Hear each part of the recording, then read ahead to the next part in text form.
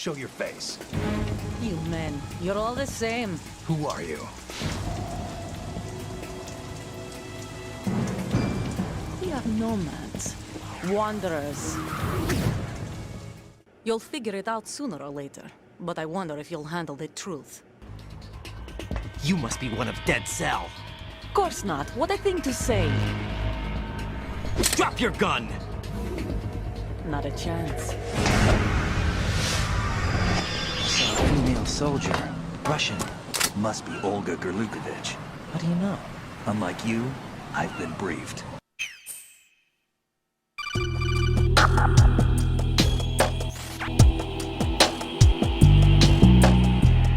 Hi everybody, welcome back to Shadow Moses Cafe. I'm your host, Shane Smith. And I'm Jorin Lee, and we have a special guest today. It's APACHESMASH! Woo!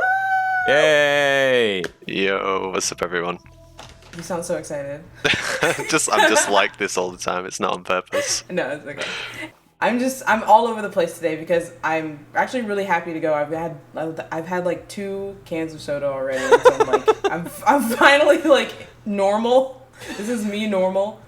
But yes, Apache, I'm so happy that you're here joining us today to talk about Olga Gurlukovich, and also I wanted to talk more about like your plans going forward and your future for speedrunning as well, because I think that would be really fun to talk about.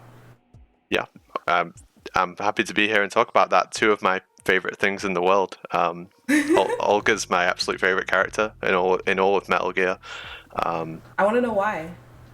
Every criticism people level at Raiden, Olga just silently follows those same criticisms, but in the background. But because her story's more intense at the end of the game, and the sort of people who make criticisms of Raiden probably never got there or were turned off by that point anyway, she never got the same kind of respect for following the same story, and also didn't get the same hatred because people would, like say, people who make those criticisms were tuned out.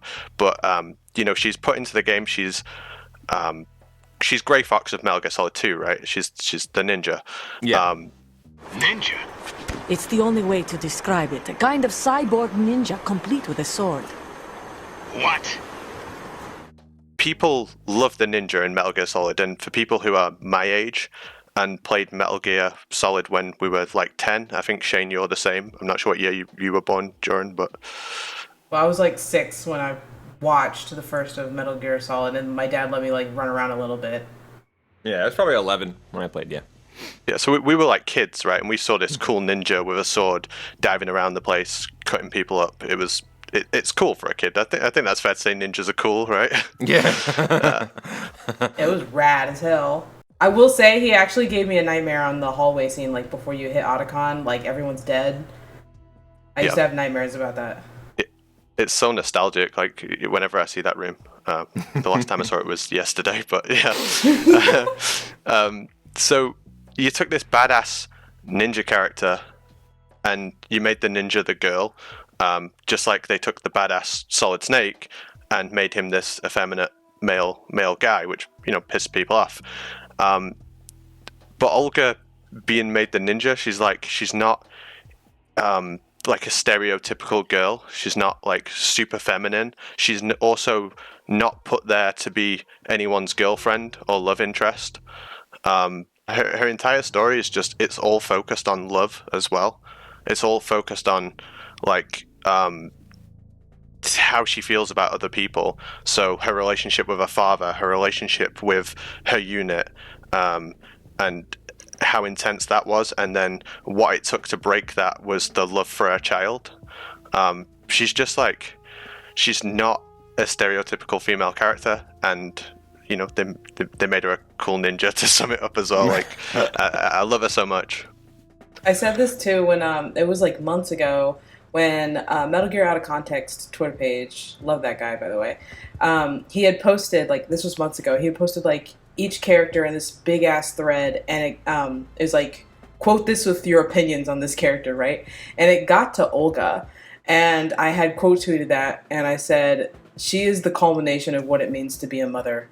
Like, everything about her as a mother myself, everything about her just screams like this is like the perfect character to like drive home that story-driven essence of like love, unconditional love, like literally dying for what you believe in.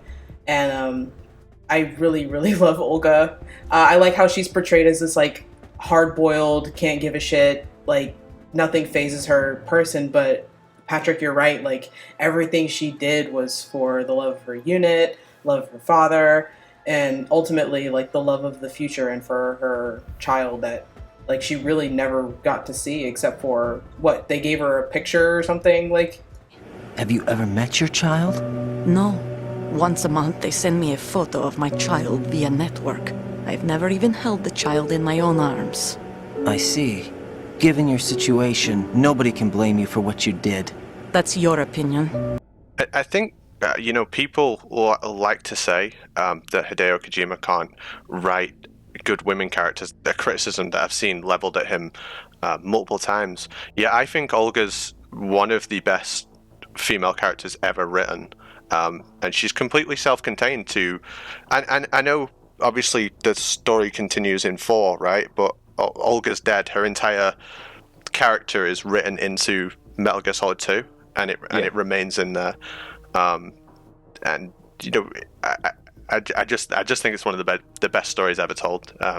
It feels very pure that she like starts and ends it too, even though like you could see it as like avenge like Sunny avenged her mother in 4 with Fox alive, but when it comes to like her full like start and ending, like beginning and ending, like into, it feels very pure start to finish. Yes, and I really like, just to jump in here, I really like how the transition that we see for Olga, because, obviously in the very beginning of the game, everything's about the unit, and it's really interesting that I noticed this on replaying and rewatching, the confrontation between Olga and Snake. When he asks her questions about her as an individual, notice that she basically answers like as if she was just part of a collective. Like, yeah. When he says something like, who are you? And she's just like, we're nomads. Like, she's just talking about the unit, like they're one. And then when you see her 2 years later, because of the child and because the Patriots, have the kid, she actually sells out her unit. And that's sort of the tragedy of Olga, is that she has to go that far for love and all those things you were talking about.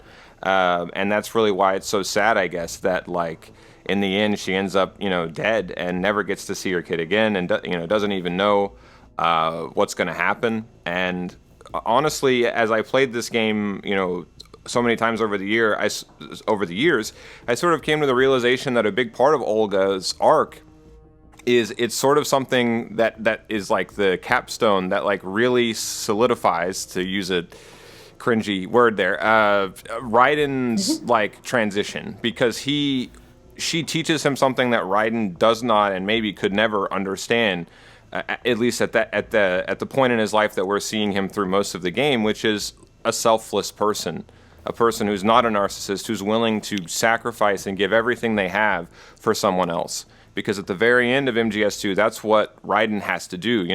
He has to fight Solidus. He has to carry out his mission, even though, as he tells Snake, he doesn't want to. If he could be anywhere else, he'd be there.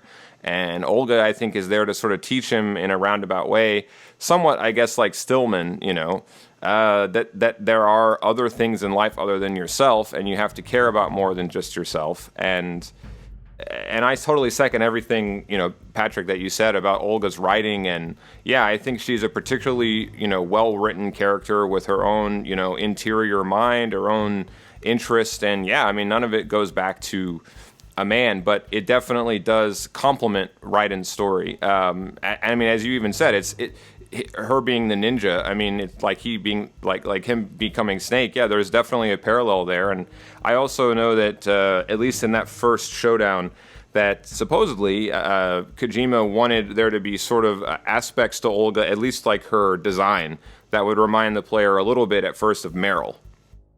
Yeah, this is something I learned through watching Outer Heaven Twitch channel. I had no idea, but in the Japanese version of the game, the voice of Meryl and Olga is the same. There so it is, yeah. when you see her out on the tanker, she has a hat covering her face, and Snake is looking, and you're hearing Meryl's voice.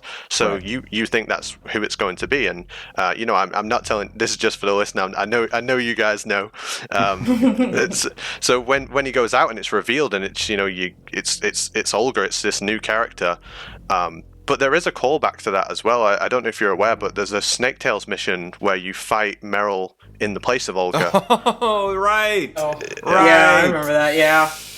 Oh, Snake Tales. Ugh, that brings back bad memory. Really? I think I've said this before. I was like, I don't care how bad the quarantine gets. I am not doing a Foxhound run of Metal Gear Solid 2.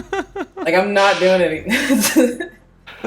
Oh my god. Snake Tales beat my ass. For me, it was the VR, the weapons training with the grenades and the grenade launcher wanted me I ain't doing to those either. commit myself to an insane asylum. Yeah, I don't know how much you want to get into the gameplay, but the fucking grenades in Metal Gear Solid 2 are the most horrendously designed weapons of all time. No, let's get into it, because I'm feeling a little bit mad. They're even worse in the trial version. In the demo of Metal Gear Solid 2, when you throw a grenade, it lands like 2 feet in front of you. No! Another thing that happened in the trial version is stun grenades used to make your character flinch as well. But thank God they changed what? that. Yeah, thank God they changed that. I was messing around with the trial version recently, and we were getting some stupid photos to post on the Metal Gear Speedrunners social media. I posted this ridiculous picture which had like Snake in the uniform holding a FAMAS, and so we were messing around for that, and we were like trying to spot everything that's different and changed from the trial version. But yeah, the grenades were somehow even worse. That's actually kind of comical. It's really funny. That's great. Yeah, the gameplay, I love Metal Gear Solid 2. I could talk about the story all day. Please don't ask me to play it. I am so ass at this game. I'm really actually, I don't know if, I'm sure you guys saw, GOG recently fixed the port for controller mapping on their port on Metal Gear Solid 2. And so I play with the Microsoft Xbox controller, which I think is the best controller ever made. Don't at me. I'm the same, I agree. Really? I love the I love it. Damn, love it. totally I agree. gotta check it out. Yeah, Fun. it's just a basic ass wireless Xbox controller, Yeah. and it works perfect with Windows computers. Anyway, Yeah. GOG recently put out a patch for the controller mapping on Metal Gear Solid 2 and 1 and Metal Gear, and so previously it was ass. It was unplayable. Yeah. You could not do. I think the start button was first person view mode. Yeah, well, there were mods, but I mean, you obviously had to go out of your way to install them, and even then, a lot of guess and check is what my experience with it. But I recently started up again, and they fixed everything. It is a breeze to play through now, and I'm still on tanker. I'm not happy. Well, man, it's definitely difficult. But one time I did hear Kojima refer to the series as a technicians game, and I kind of think that's the perfect description for it. It does just feel like that. The controls are just so. I mean, nowadays maybe it probably feels clunky. I know it does compared to modern games, but I mean, I guess the idea at the time was that it was borderline sim game stuff. They wanted it to be all these different components to it that you'd have to do at once and keep in mind. But yeah, I mean, it can be such a pain in the ass to play. I think of that one picture, it went viral a couple weeks ago, of that dude that's standing in front of this control panel with his hands on his hips and his feet spread apart, looking at it in confusion. That's me playing Metal Gear Solid 2. It feels like the way everything was designed was everything feels weighty. If you compare it to a normal third-person shooter, you just run through levels, you gun down hundreds of people. Everything feels really flat, or I guess thin. Everything feels really thin. But if you think about Metal Gear Solid 2, even something like opening the locker door to get the bomb behind it in Strut B, yeah, it's just everything's much heavier and has more There's meaning. weight to it, yeah, it's just very weighty is the best way I can describe it. Yeah. But I know exactly what you're feeling because it's the subtle way the characters move, and the animations are so well done. It actually feels you're actually watching something other than just playing. It feels it doesn't feel like a float game. No. Where it's a lot of FPS is just breeze. Like you said, they breeze through levels.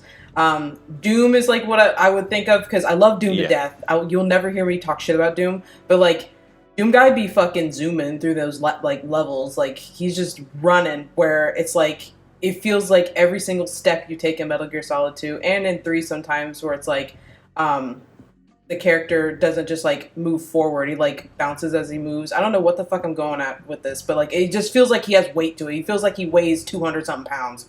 I mean, I think a lot of this is the sim or the adventure game roots of Kojima in a weird ass way. I mean, just the in depth, like controls to. I don't know if you guys ever got a chance to play Snatcher or Police Knots. But I'm still playing Snatcher. But some of I think a lot of the stuff in 2 that is like the whole conceit of realism and, even down to like the lighting and everything, feeling like you're really there. I think like that idea actually goes back to Police Knots, which initially Kojima wanted to actually call as a genre virtual reality, but then he found out that was a copywritten term in America. So ironically, because even though the game didn't come out in those states, they changed it to interactive cinema. And that's what it says at the bottom. It was like a Konami tradition at the time. If you look at those old PlayStation games, the Japanese box art, like at the bottom, they have a little descriptor of what the genre is. And it says interactive fiction, interactive cinema. And I think that conceit is completely just, they took that and that's like the basis for MGS2 in a lot of weird ways. But of course, it's an action game. It's amazing. Yeah. It's amazing how on the nose he is sometimes, where like he just comes up with virtual reality. Oops, it's already copyrighted all the way over here. Right. But And even in today's standards, where should I bring it up? I kind of want to. I've been dying to talk about it. Pineapple Express going on right now. Huh? Ooh. You don't know about Pineapple Express? Nah. The movie where they all get stoned. I know that movie. Nope. Yeah. Nope. So a couple days ago, this is current events, and I want to give my full sympathies to people in Afghanistan who are trying to escape and get out and find asylum. However, this literally came out like a couple days ago. A ragtag bunch, literal mercenaries from America are going to Afghanistan in droves to help out. Mm-hmm. Like actual like PMC mercs are going to Afghanistan right now, and it's called Operation Pineapple Express or something. I see. Well, I mean, they've been there like hardcore, but I guess you're talking about like new more ones. people are like actively leaving America to go to Afghanistan right now to get this help people escape.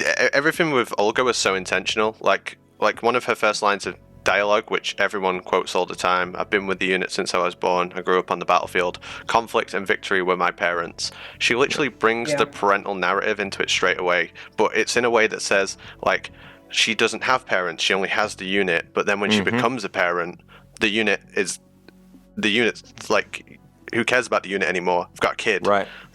So I think that was very intentional. Patrick, what you just made me actually realize is like that arc, that journey that she goes on, she winds up in her dad's shoes at the start of the game, because he wants her to leave the unit to go to America with her grandchild, his grandchild rather, and start a new life. And so I guess like that's why they have that argument in the beginning, is that she doesn't want to leave the unit, but it's something that that she can't understand until she's a parent herself. Wow. And maybe, I was just about to say, maybe this is like me being all parent stupid hitting in, but like, she's pregnant, and like a lot of women, like the second they're pregnant, they're like, I must protect this baby at all costs, blah blah blah. But like for some people, that shit doesn't hit until the baby happens, right? Like until that baby is born. Some people will literally live their lives as they have, and only think for themselves until that baby is quite literally like in their hands, real.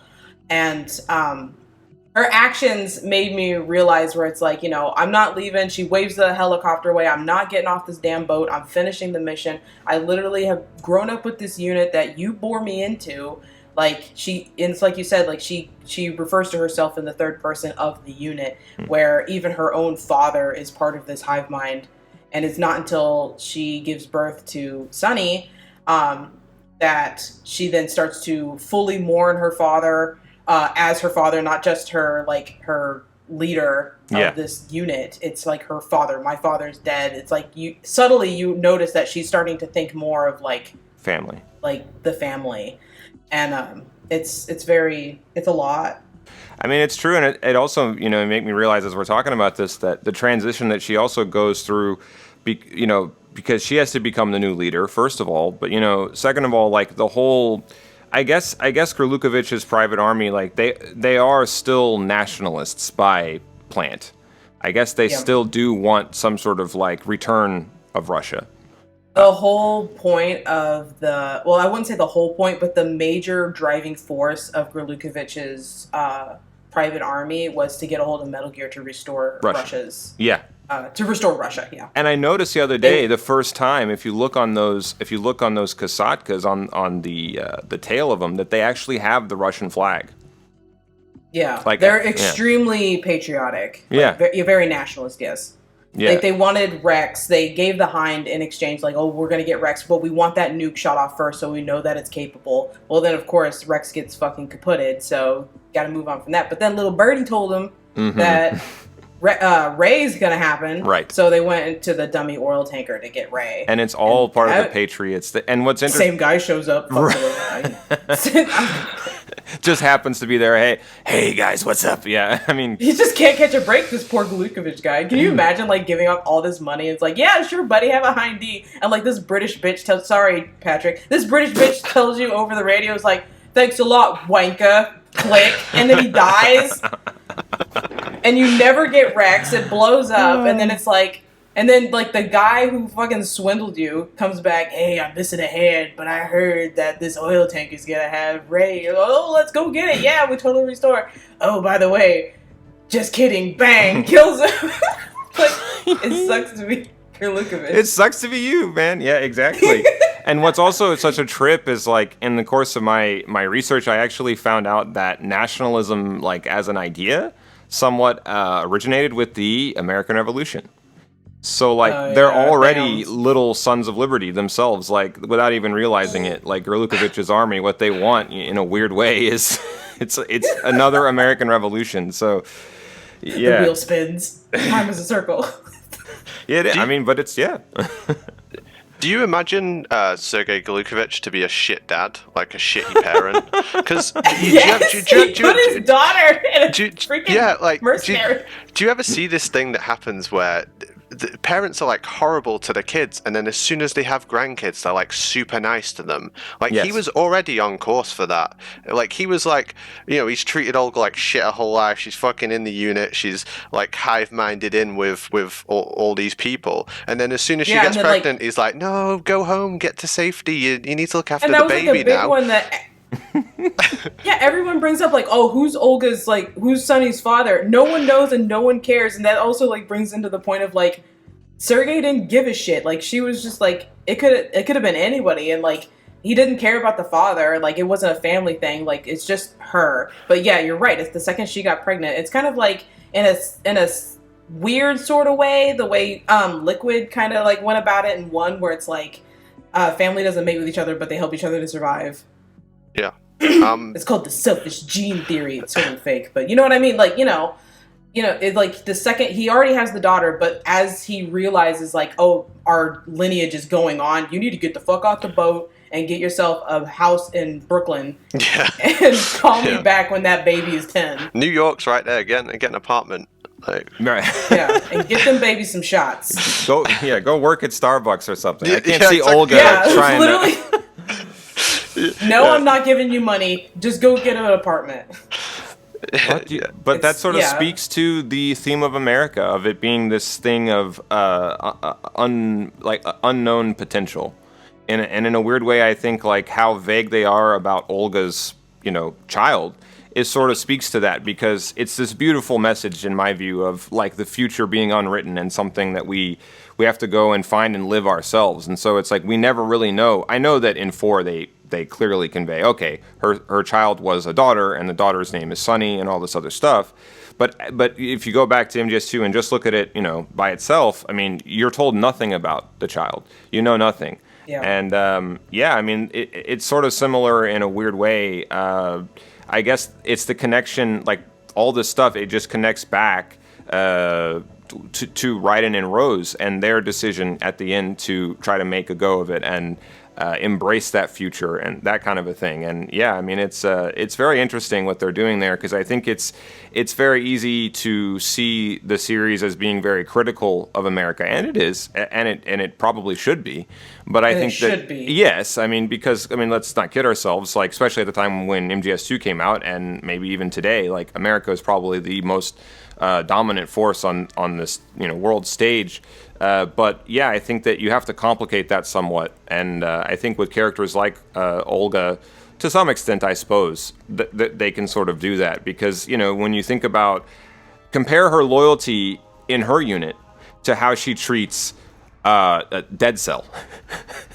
Yeah. There's no loyalty there. Best band of freaks outside of Foxhound. Ocelot said that, but I love that line. It is great. He's got some really good lines. I know we're not talking about Ocelot, but a foul wind is blowing. We always segue off to another character. Yes, tangential. But yeah, I mean, they have no loyalty, and I think that too is America. That too is, okay, well, I'm a slaveholder. Okay, I don't believe in slaves. Let's come together to fight Britain.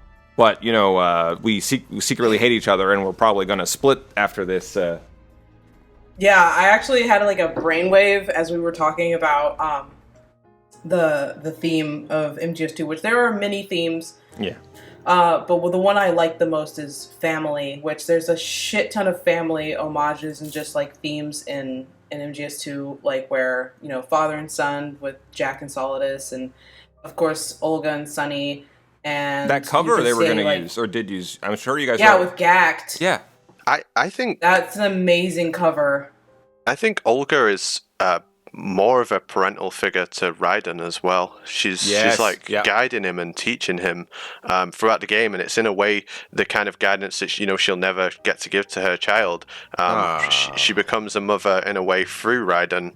It doesn't help that Raiden kind of looks like he could be her son with like the blonde hair. Yeah, for sure. Does not help. For sure, we're not saying that's true, by the way. Like, don't. Yeah, don't no way is that true. Yeah, but don't get us. I think Olga's but projection is extremely plausible. Like, put yourself. Imagine you just gave birth. 2 men right here. Just imagine it. Yeah, sure. Imagine it all the time. Yeah. Okay, but for real, imagine you just like helped birth a child, and that child was taken away from you, and you were just told by proxy, yes, your kid's still alive, keep it going or we'll kill her.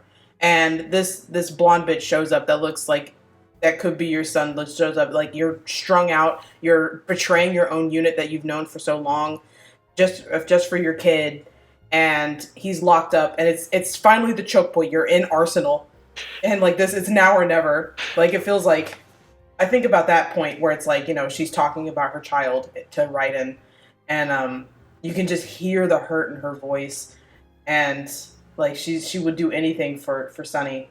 It's true. I'm gonna use Sunny because like she doesn't have a name for That's her fine. baby, obviously, but like I'm just gonna use Sunny. But she's hurting for Sunny, and it's just like, and of course as Mr. X leading him along and texting him on that cute little phone.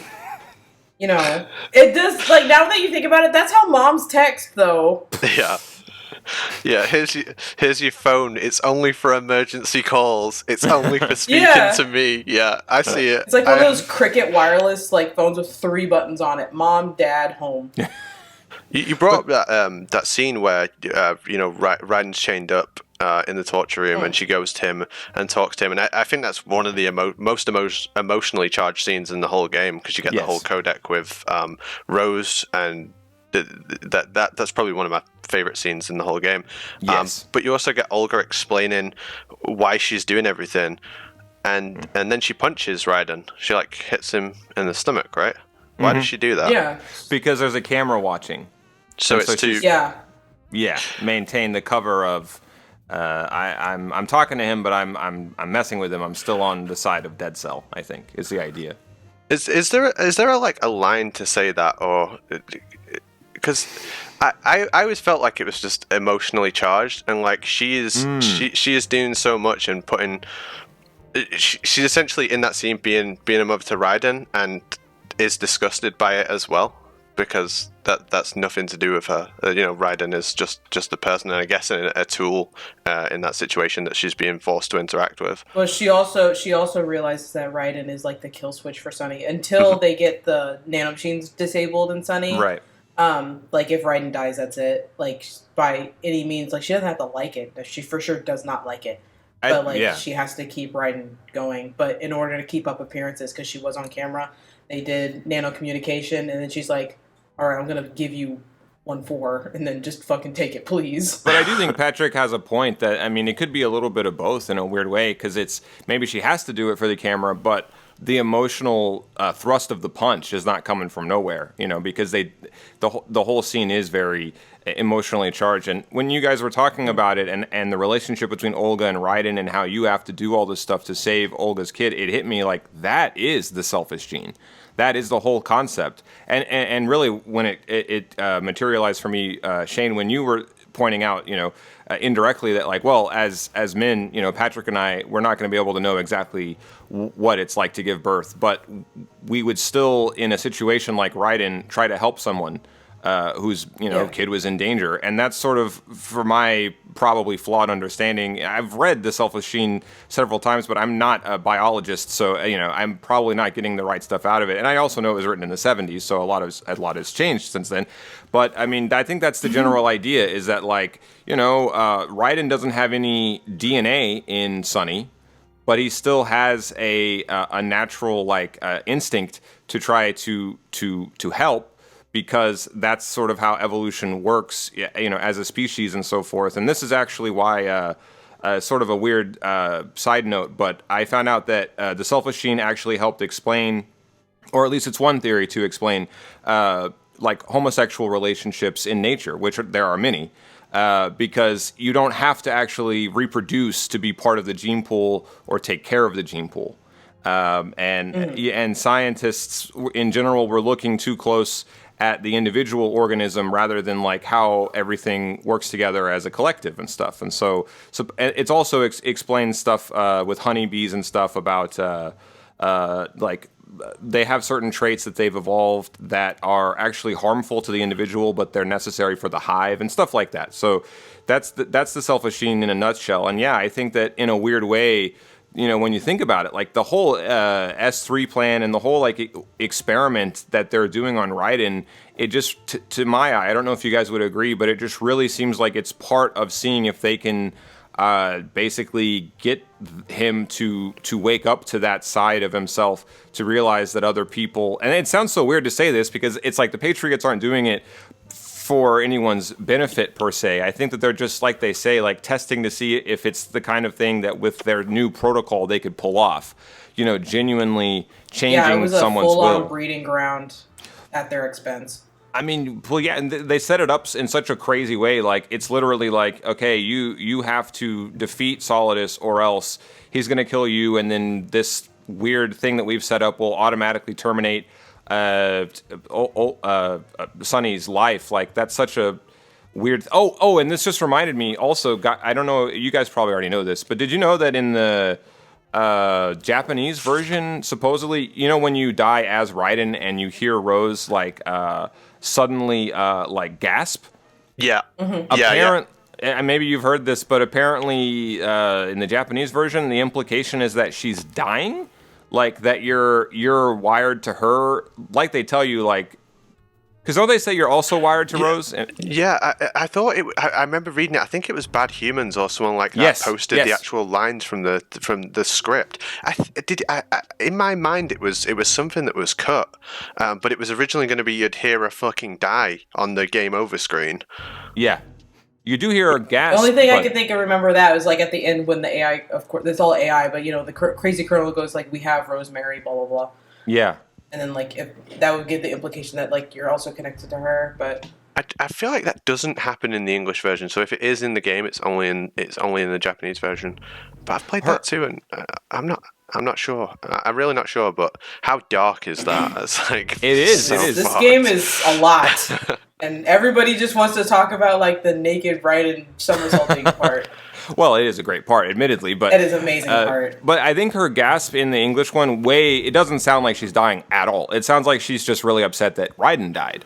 You know, so I don't think, maybe it... So it's lost in context, like, yes. for a lot of... Because I wouldn't have ever caught that.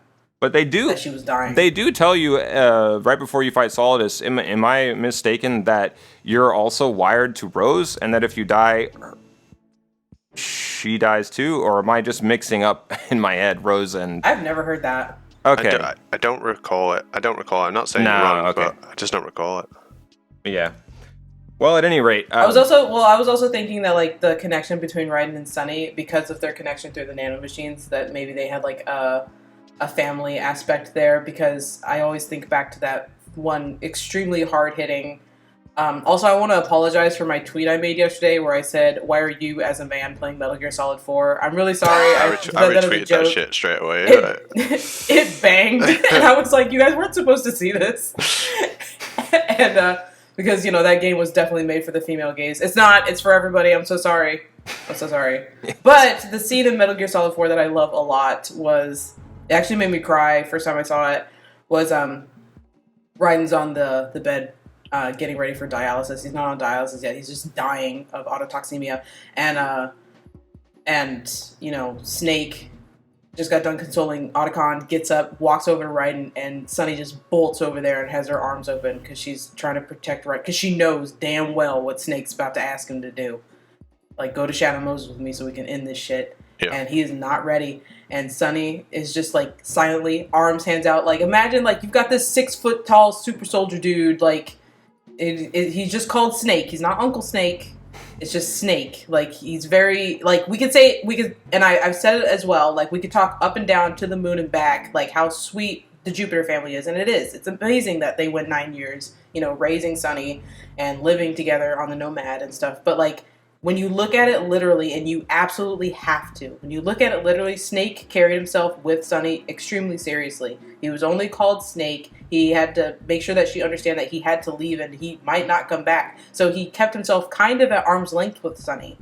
And they're a little jovial, and she cooks for him, and like they talk, and there was that one sweet scene where like he pats her on the shoulder and stuff, but like you can just tell he keeps her at arm's length because Snake still, even at his old age and he's dying soon, he's not used to like having people close to him, especially children, and you can just tell.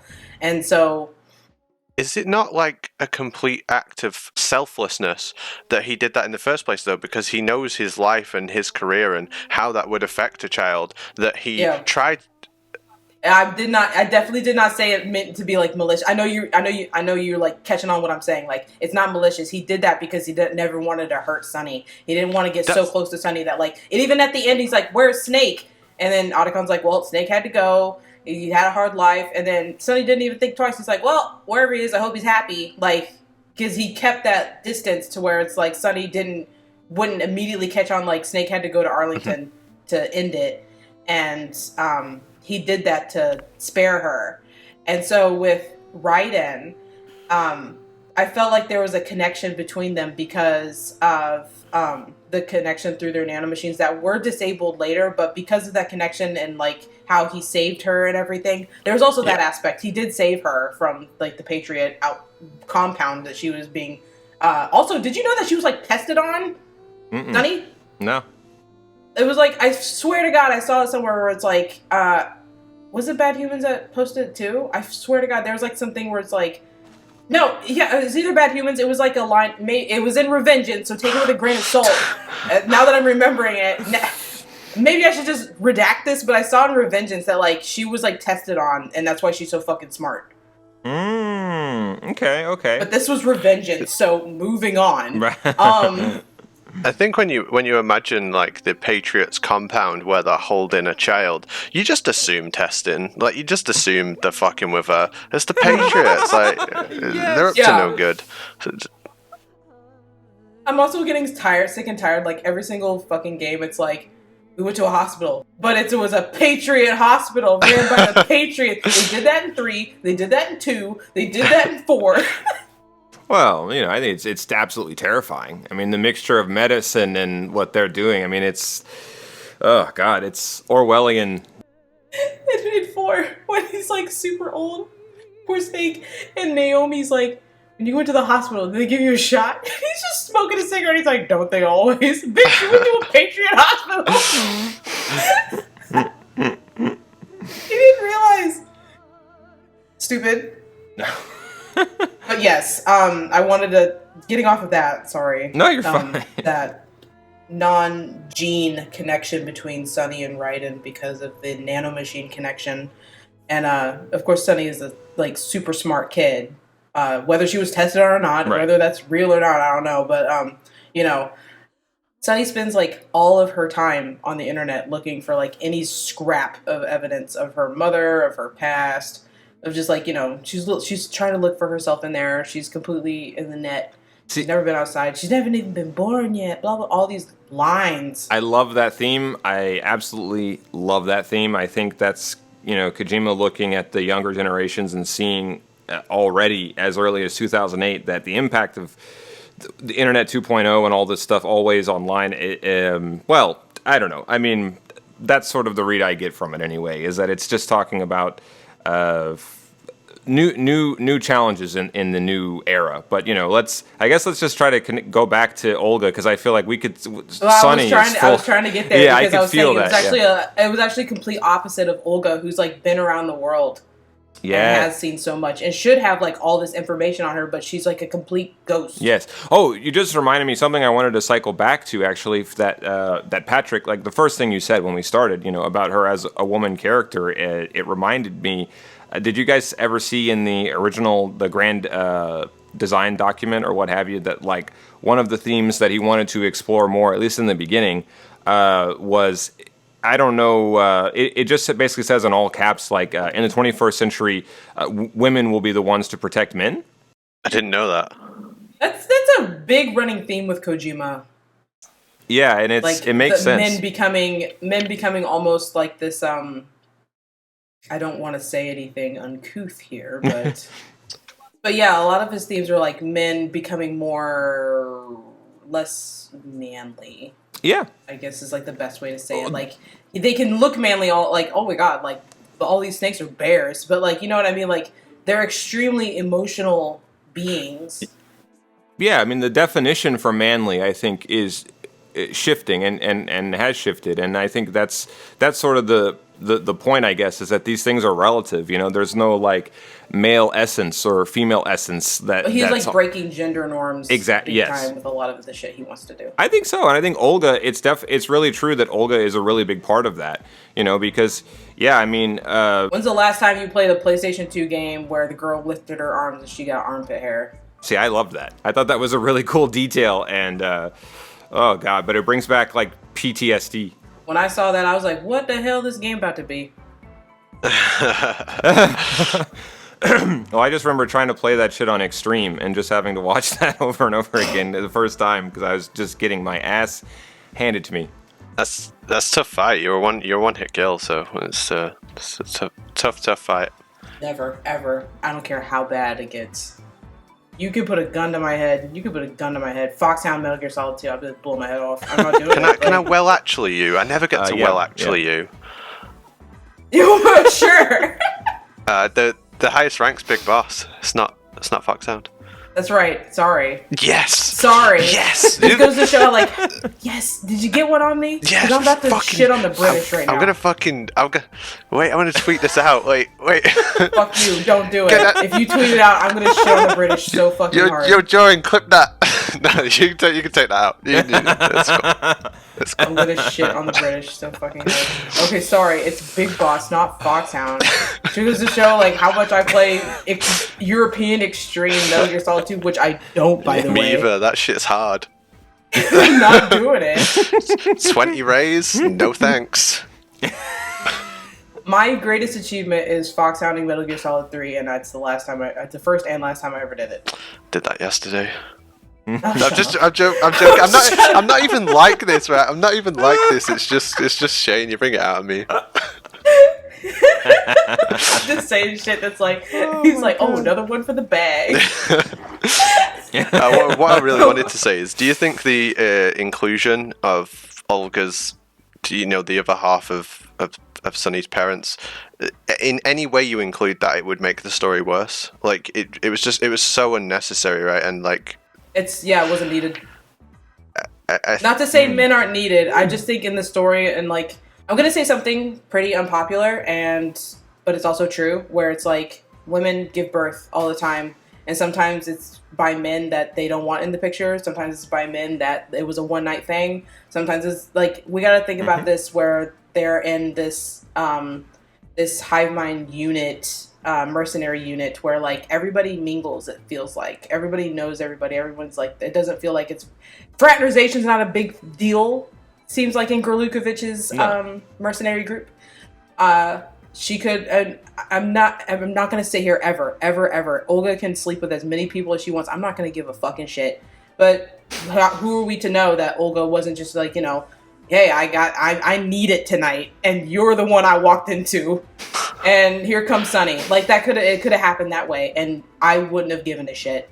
And because like the father is not in the picture, I don't have to care. Yeah, I mean it's sort of I guess irrelevant. And I think that's the point is that it's a new life. It's a ground zero, and so the less I guess we know about Sunny's origins or anything like that, I guess it don't matter because she got all her mama's genes anyway. So right, and I mean, she's going to be her own person, so she's not going to be Olga either. She's going to be her own person, and Olga is obviously the one who's going to give birth to her. But past that point, it's unwritten, and I think that's the beauty of that. That whole dynamic there with and the same with Rose's baby, I guess, is little John. Yeah, which is a Snatcher reference, of course. So cute, these kids. He really is. I've never played Snatcher or Police Notes. Please don't tell anyone. Put that in. It's okay. It's all right. No, I'm joking. I don't mind. It's true. I haven't played them. Yeah, who cares? Yeah, it's fine. I mean, they're pretty old, and it's a very different genre. So I mean, yeah. Well, it's like I say to everybody, it's like YouTube's free. I hate when people are like, "Oh, you just watched a long play." Fuck yeah, I watched a long play. Well, I'm playing through Snatcher right now because Jorin helped me graciously to get it on my computer. But there are full playthroughs of Snatcher, like in every ending that you can imagine on YouTube. Highly recommend giving it a good old watch. Yeah, and you got time. I think it is good. Yeah, it's good for that. But I do think games. I'm the person who believes games should be played just because they feel so different to me. But yeah, I always say like I'm very much of the mindset that like you can experience and enjoy a game however you like. I mean, some people don't play them; they just buy and sell them. Some people watch hours and hours and hours of other people playing computer games, and they enjoy them that way. People like to watch Jorin stuff and enjoy the game through another person's opinion and a good virtual essay. Yeah, and people enjoy video games in all kinds of ways, not just playing them. I always say when I do like a marathon run of Metal Gear Solid, I'm like, oh, if you've never played it, if you've never completed Metal Gear Solid on the hardest difficulty, after you've watched my marathon run, you will have. So you can share that with me. I'm from the mindset, I grew up poor, so like if I had YouTube back in the day, I feel like I wouldn't have been so cynical about games because like a lot of games came and went that I couldn't get. And being able to see like within hours of new games coming out, like full playthrough, all cutscenes, every ending on YouTube, 4K, 8K resolution, like that would have been a dream come true for me growing up. And people are still poor. Like there are games coming out. People who have money can't even get the PS5 these days. Like. And I had to buy from a fucking scalper. I'll admit it. On the podcast. I had to buy from a scalper to get my PS5. And all to prove abandoned conspiracy theorists wrong. I did it. I took one for the team. Well, you'll have it for Death Stranding. I will have it for Death Stranding, yes. And for the Dead Space remake. Right. As a Metal Gear fan, obviously I had to get an Xbox Series S because that's the only way to play the HD collection. For some reason, it's not on the PS5, but it is on the Xbox. It is on PS Now. Oh, weird. Yeah. PS Now, I didn't like it too much.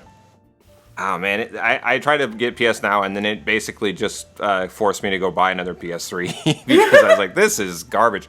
But yeah, no, I mean, I had I don't know how similar, but roughly a similar experience growing up, where there definitely were games I missed out on. And yeah, I mean, YouTube, when we talk about it, it makes me realize too, like, it doesn't really take away from you the experience of playing it yourself. If someday, you get a chance to play it, then great. It's going to feel different than when you watched it. But I mean, for people who really want to, experience it right away, I think it's a great way to do it. Yeah, and I have noticed that there are a lot more people in the Metal Gear fandom because of their ability to watch it, and that they don't have to, especially for something like 4, you got to track down a PS3, you got to track down a copy, and then or some of these older games, or get PS Now. True. But you can do it.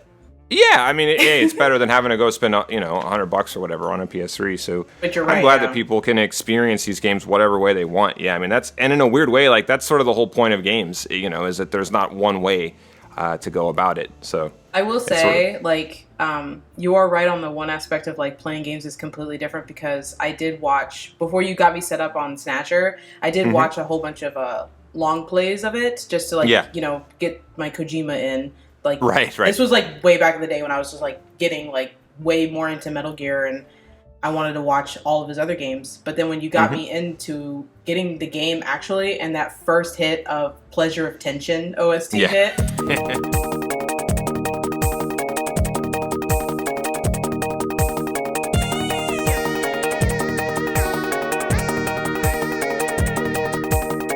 goosebumps that rised on my arm, I did not get watching the game, was like the best shit ever. When you hit that right hint and then the music starts playing, I fucking screamed. It's so good. Yes, I am a huge fan of those games. I mean, again, they have their flaws and they are very, very old, but it's just to see, Kojima as a young buck sort of learning what he wants to do with this medium. He said young buck. I did, and I'm gonna stick to that. But yeah, cycling back to Olga, she has so many great scenes where she's just fucking with Raiden. I love that. I really like whenever he's like, "Are you a member of Dead Cell?" And she's like, "What a horrible thing to say."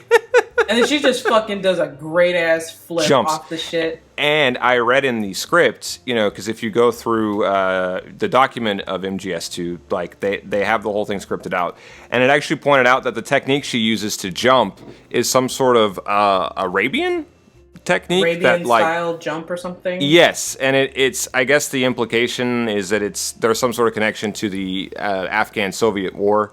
Did they not say in the comic that she was there fighting with the Mujahideen? Fighting against them, fighting against them, sorry. Yeah, no, you're good. I actually didn't read the comic. You're talking about the... It's like the Metal Gear Solid 2 official comic, something like that. Yeah, I really wanted to. I also wanted to read the one for one, because are you talking about the one that's done by Ashley Wood, the artist for Peace Walk? Okay, yeah, that's awesome. That's awesome. Ashley Wood, oh my god. I'm not getting into that, because he's an amazing person. Yeah. His art is so good. The choreography is always bang on in these games, but Raiden's roll is always called a cartwheel, but it's actually called an aerial, and it's a real gymnastics move. And if you see like gymnastics do it, it's like 1-to-1 perfect with exactly how Raiden performs it, how he like kicks his leg up and stuff. Well, they do like motion capture, right? So they probably did get somebody to come in and do it. I also read that they based a lot of it on medical textbooks in terms of looking how muscles move, because a lot of the games, at least we're talking about like the more detailed animations, had to be done by hand. Yeah. But they could still mocap someone doing it and then use that as a reference, I think. So, yeah. Yeah, I mean, I really like the element to MGS2 also, where it's sort of like I don't know if you guys have seen the film Burn After Reading, but it's like so many of the characters are like completely on the wrong track about what they think is going on. And if you play the game enough times, you realize that it's almost like a comedy of errors in a weird way. Or that feels very Olga, where she was like so gung-ho to stay on the ship because she thought this was going to be another routine in and out, get the Metal Gear. And like, obviously we don't know any of her other exploits. Like, she's got this long scar on her face from like another mission, but like these are all just like missions, right? Like, it could have been for Yeah. land, it could have been for glory, and it, like I said earlier, like, the big running point of Gurlukovich's army was for the glory of Russia. They wanted Russia to be reborn again. They wanted Russia to come back. So what's to say, like, this was not, for in her mind, going to be like another In and Out. We just get Metal Gear Ray and get the fuck out. Obviously, she probably knew it was big, but like the way she was handling it while pregnant, like she's like, I'm not fucking leaving. I'm staying with you guys. And so it's like, you know, she just didn't grasp the full situation of what was going on. And even Gurlukovich, I feel like he knew his time was up, and he wanted to say it in like this some superstitious way where it's like the moon is pale as death. Something bad's gonna happen. I just know it. Can you get the fuck out of here? And she's like, no, I'm staying. Sorry. But I joke a lot, but that's like the way I can only convey it. No, it's true. I mean, it's interesting. He does seem to have some sort of weird premonition. It's like that gut feeling is really, really true when like it really wants to hit. That and like Revolver Ocelot just gives off slimy energy. Like he just knew. I love that. Like Mother Russia can rot. I love that interaction. He's truly a millennial man. Like he's from everywhere. He's a Russian born dude, in France, right? Born in France, loves America. That's great. Yeah, he's an awesome character. But I thought the implication was also that Olga was former Spetsnaz, because Scout he knife makes with a surprise. Are you a Spetsnaz? Well, Gurlukovich, Sergei was head of Spetsnaz. Not to say that he didn't finesse some weapons and like pass them down to his own unit, but like it could make a lot of sense that she also had like, because he was head of Spetsnaz. Everybody in Gurlukovich's army had Spetsnaz training. So I see. It is technically yes Spetsnaz, but I feel like it's like this often kind of like, you know, the Big Boss era of CQC where like everybody in Foxhound was learning CQC, even though he co-made it with the boss when they were learning it in Foxhound when he took over while Venom was doing hood rat shit and, you know, elsewhere. You know, it was like this hand-me-down. What the fuck am I saying? It was pure CQC, but it was like Big Boss era CQC. You know what I mean? Mm-hmm. I'm sure like there was some techniques that the boss had, but like Big Boss had his own style of CQC. And you can see that kind of like at the... I'm about to say some Metal Gear Solid 3 shit to like the man who runs Metal Gear Solid 3, so clock me, sure. But like there's at the end battle, like the boss fight with the boss, like she has her own style of doing CQC, and like you have like Big Boss or Naked Snake has his own style of doing CQC when like they attack each other. If you let her get you, like she does like completely other moves that you do not do. Yeah. And so that makes me believe where it's like, yes, they had Spetsnaz training. I fully believe Olga had like really good Spetsnaz training from the person who was the head of Spetsnaz who broke away from it. Just like people in Foxhound, Solid Snake included, had the Big Boss era of CQC and not the full pure CQC of the boss and Big Boss. I mean, makes sense, but you know, it happened so fast that I still, to this day, I'm not really sure. Maybe you guys know, but like, does Olga use? Because I found out that there is a special like Spetsnaz gun knife that lets you put like one bullet in it, and so that like you can spy it scout shoots. knife. Yeah, and so when she shoots her shot at him, I'm curious if it came out of the knife, or I know she has like she's hiding another gun. No, it came out of the handle of the knife. It's like this spy, almost James Bond bullshit. Where it's like, Spetsnaz. Yeah, it's awesome. The Spetsnaz. It's really thing, cool. I that was thought just like back in the day, like. Yeah, go ahead. So sorry. I thought that was to just show the connection to her father, who's like before that point is confirmed Spetsnaz, right? That's like when because he gets the picture of him and he's like, no Marine barber touched that head of hair, and then they find out who he is. Yeah, Otacon goes through the whole thing with like Sergei Gurlukovich, formerly head of Spetsnaz. Yeah, so it's just like it's showing that they're connected. Connection. Yeah. I think that's the point of it, and it is very cool. The scout knife with the surprise, fucking. Yeah, and then Snake, right after he dodges the shot, he's like, "Knife with a surprise. Are you Spetsnaz?" And it seems like just a throwaway line where it's like he's just trying to acknowledge her, but he's trying to make the connection from her to like the everybody else. And also, he's trying to determine like are they participating like as part of the Russian government? Or are they what they really are, which they're just a ragtag group of basically like rebels who are refusing to let the the tides of history sweep Mother Russia under. I think about it from Snake's perspective, who's literally only there to get some fucking pictures. Like all of a sudden, like, you're here just to get pictures. You don't give a shit what the Navy about to do or what the Marines are about to do with the shit. And then they did say like the Navy was working on their Model 2, sons of bitches. Anyway, and then the Russians show up. Like, he doesn't know that they're mercenaries. He could have thought it was anybody. And I love that you can hear the frustration in his voice where, like, Otacon's like, do not shoot anybody. No pyrotechnics. And he's like, if they take Metal Gear, I'm going off the fringe. And I'm like, that literally translates to, I'm going apeshit. Yeah. What is it he says? He's like, it's like the whole Wheel of America thing. He's like, these are nice, friendly, upstanding Marines. That's like how he describes them. Like, when I think about those Marines, those good boys. And they're like walking around the ship in their big fucking yellow raincoats with the lights, like torches and shit. Yeah. Which you can then promptly throw into the ocean. Yeah. Which I love. They get their necks like split open and just dumped into the sea. Poor guys. Oh.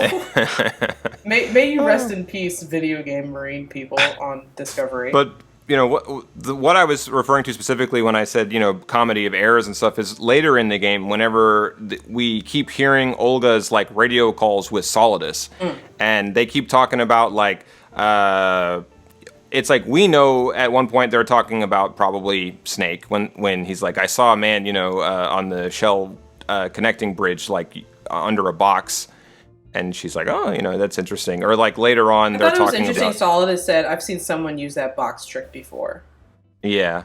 I wanted to say, and I don't know whether this is true or not, but like you first hear Olga on the radio when you get to the strutty roof, and she's really close to Raiden. Raiden's like above her, right? Does she know he's there, and she's literally passing him the information because... Like, yes. Yeah, that's on purpose, right? Like, I was never sure about that. Yeah. Her entire job on Big Shell is to help Raiden. So I'm very positive you're right that she knew he was there, and she's just saying shit to make sure he got information. Yeah, I think so. And maybe my favorite line in the whole game is what she says to him as Ninja when she says, "But you have no choice but to believe."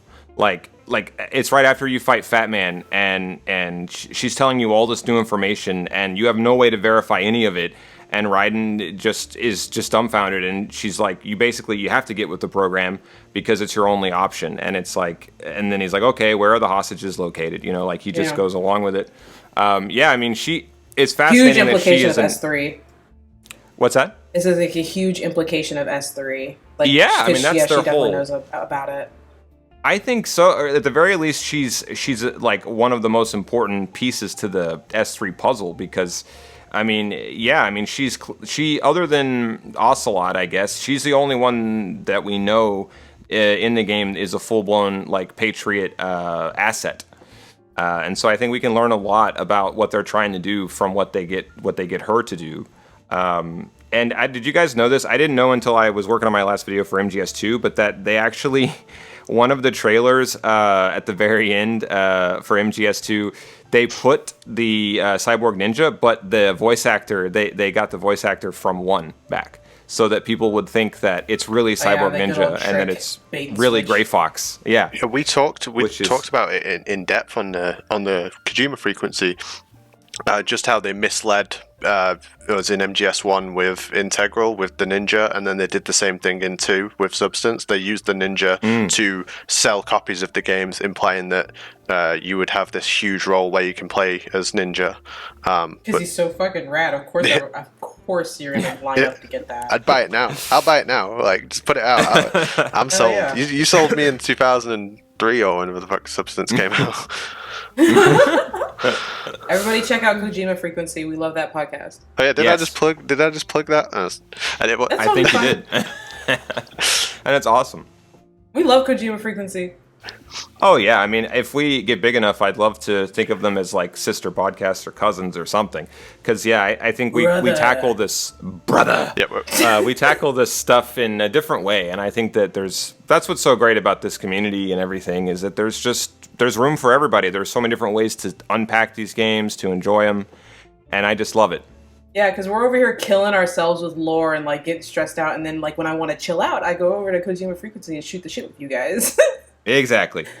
But yeah, I mean, just all around, I think Olga is probably the most tragic character in 2, I suppose. I mean, yeah, it's the way that she dies, and I don't know. Was hard. I mean, that was hard for me. Olga, don't do this! They'll know!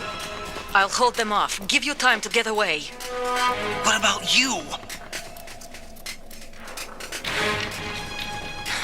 This is suicide!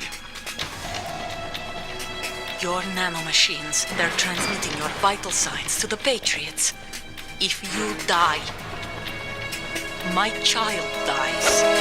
You understand? The child. I see. So that's why you sold your troops out to me. So many dead, and they all died trusting you! Weren't they your comrades? No, not just comrades. Family. I know I'm going to help, but at least my child. Live! You have to.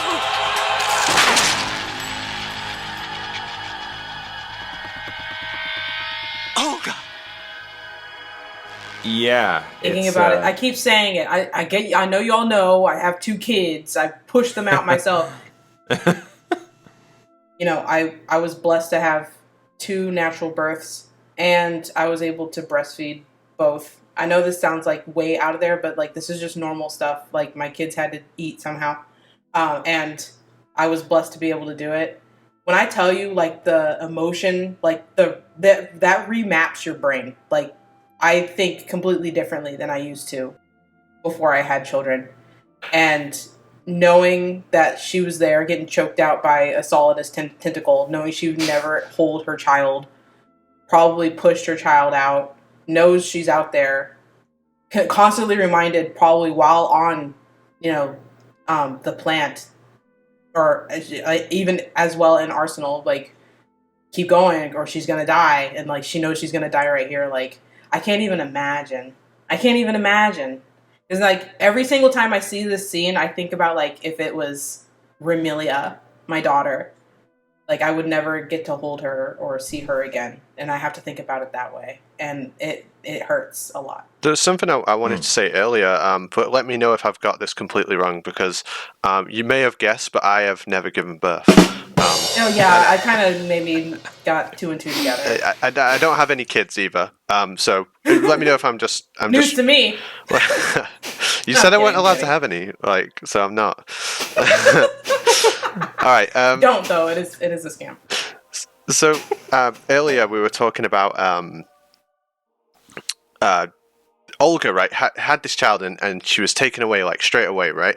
And you were saying how your brain is rewired when you had kids. So I always felt like the story was being told for a woman whose brain has been rewired to have these maternal instincts, and then she has no way to express them except through violence and being involved in someone else's plot, and that's why it comes out on Raiden in that way. Raiden becomes almost like a child to her. She certainly treats him like a child.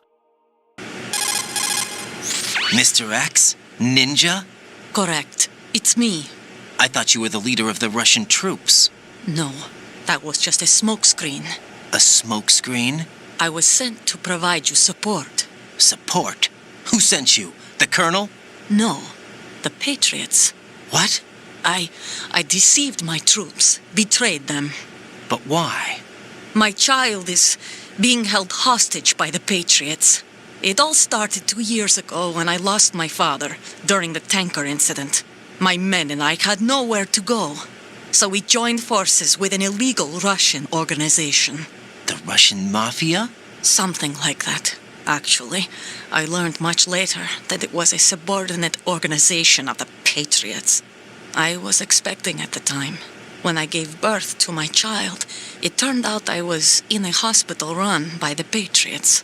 In the morning, my child was gone. My baby is being kept somewhere in this country. Have you ever met your child? No. Once a month, they send me a photo of my child via network. I've never even held the child in my own arms. I see. Given your situation, nobody can blame you for what you did. That's your opinion. What about Snake? I thought you were enemies. He wasn't responsible for my father's death. Actually, We owe him our lives. 2 years ago, they were responsible for getting us out of the sinking tanker alive. So you were partners since the incident? No, I only found out the truth shortly before this. Huh? When I confronted him here. You fought with Snake? When? Well, it was around the time you were holding hands with that girl. Snake.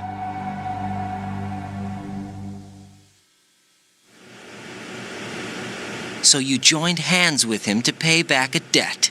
No, mutual gain. Mutual gain? My job was to assist you. If Solidus gets away with Arsenal, your mission is a failure. The Patriots would judge that as failure on my part and terminate my child. Putting it simply, my child's life depends on your success. So you did it all for your child. But why would the Patriots want to help me? Are they hoping I'll take Solidus out? No, you're just like me. We're just pawns. Pawns for what purpose? The S3 plan. Huh? You'll figure it out sooner or later, but I wonder if you'll handle the truth. What do you mean?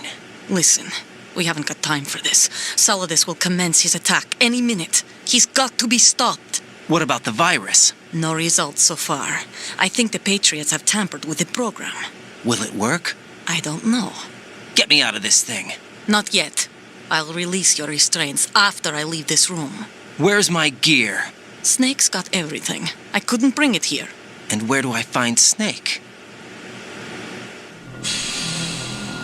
The passageway ahead leads to a hangar. He'll be waiting there. I gave him a card key for the hangar. Does Snake plan to destroy Arsenal gear? No, even for Snake, it's impossible to completely destroy this thing. The only option is to stop Solidus and his men. What are you going to do? Stay concealed. That's my role. I still can't afford to be discovered. Olga, you can't keep this up. They're bound to find you. Listen, I'll free you in a little while. Brace yourself.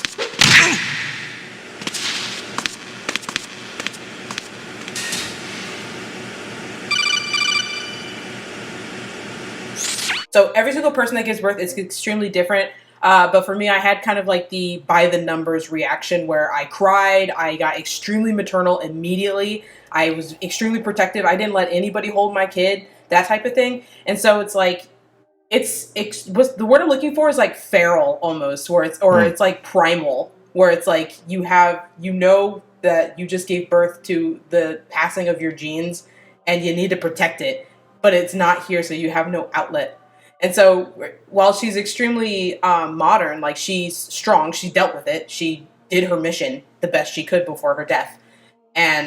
But you could just tell like those little tiny frustrations that you wouldn't catch unless you were really looking for it, that she's yearning to be a mom. Like she wants her kid back so bad. Yeah, that's And the way she's it all. willing- Yeah. She's willing to sell out anybody to get it back. I feel like she was resigned as well. Like she knew she was going to die.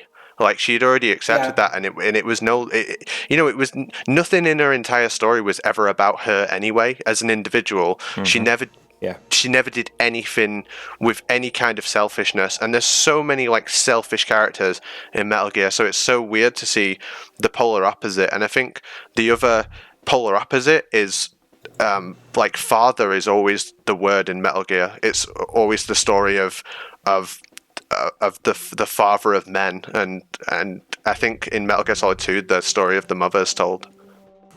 Yeah. Yes, yeah, I would agree with that 100%. And talking to you guys about this has really made me realize like how it all fits together, and how like because Sunny's like vitals are wired to Raiden, it makes perfect sense that this is the way that the Patriots know that Olga will be loyal to what they want her to do, is because like it's all riding on Raiden.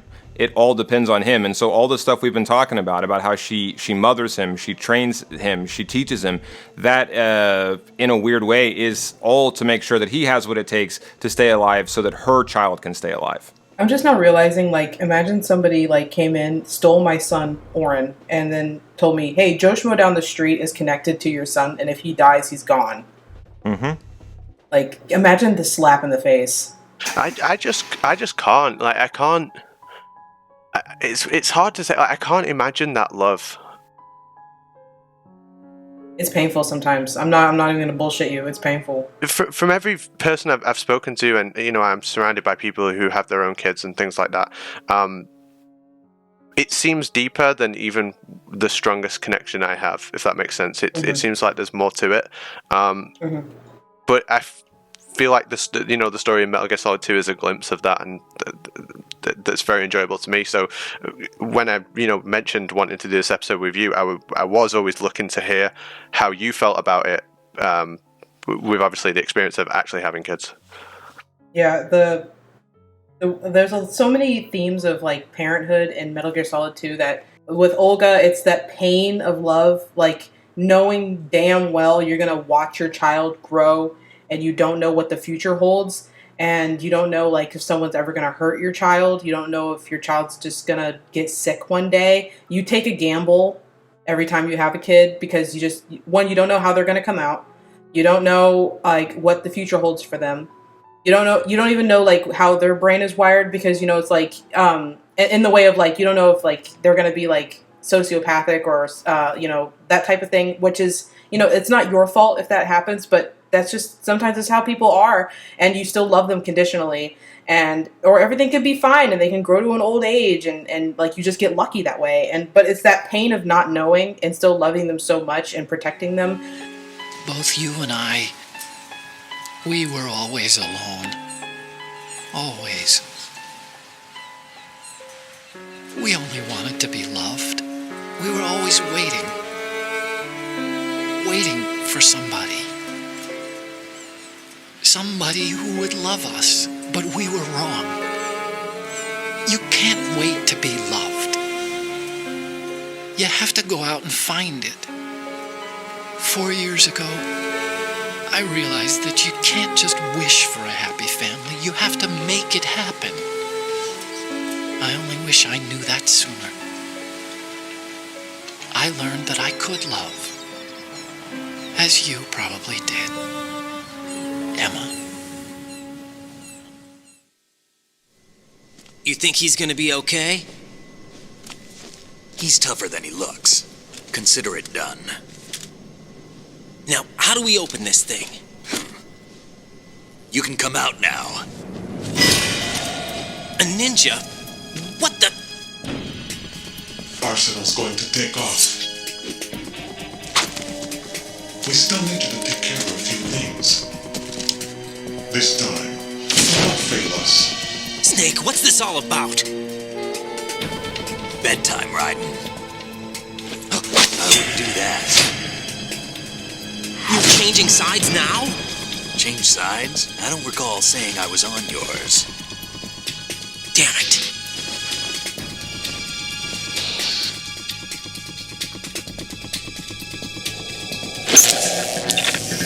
You! Ready for some shut-eye?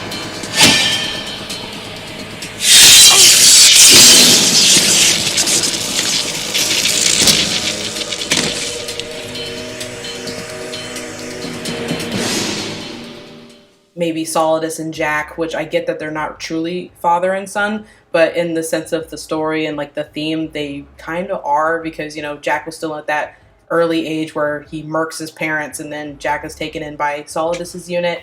But in the sense of like Solidus's, I'm doing air quotes here, love, Solidus didn't want to lose, and in the Big Boss sense, where Big Boss doesn't want to lose anything that he would deem as an asset. And so when he realized, since Solidus realized, like, oh, hey, one of my white boys fell back into my lap, I can use him again. I'm the one who took care of you. I'm the one who raised you, and I'm not losing you again. And then that's kind of like this malicious type of love, which isn't love at all, but you know what I mean? It's like from that standpoint. And then from the complete polar opposite is the pure love of a mother, which is Olga, who did everything, killed people she had to kill, betrayed who she had to betray, and dealt with Ocelot to, maybe see her child again. I guess just that she would live, or just that she wouldn't be killed. Like yeah. Anything for even a chance. That's what I was saying. Like, it's that hurt of like not knowing the future. In her last breath before she got murked, it was, you gotta live, please, for the love of God, don't die, and then she dies. Yeah. Which is of course a callback to the end of MGS1. Yeah. I mean, Solidus, with Raiden, I definitely think it's a complex relationship, and it is.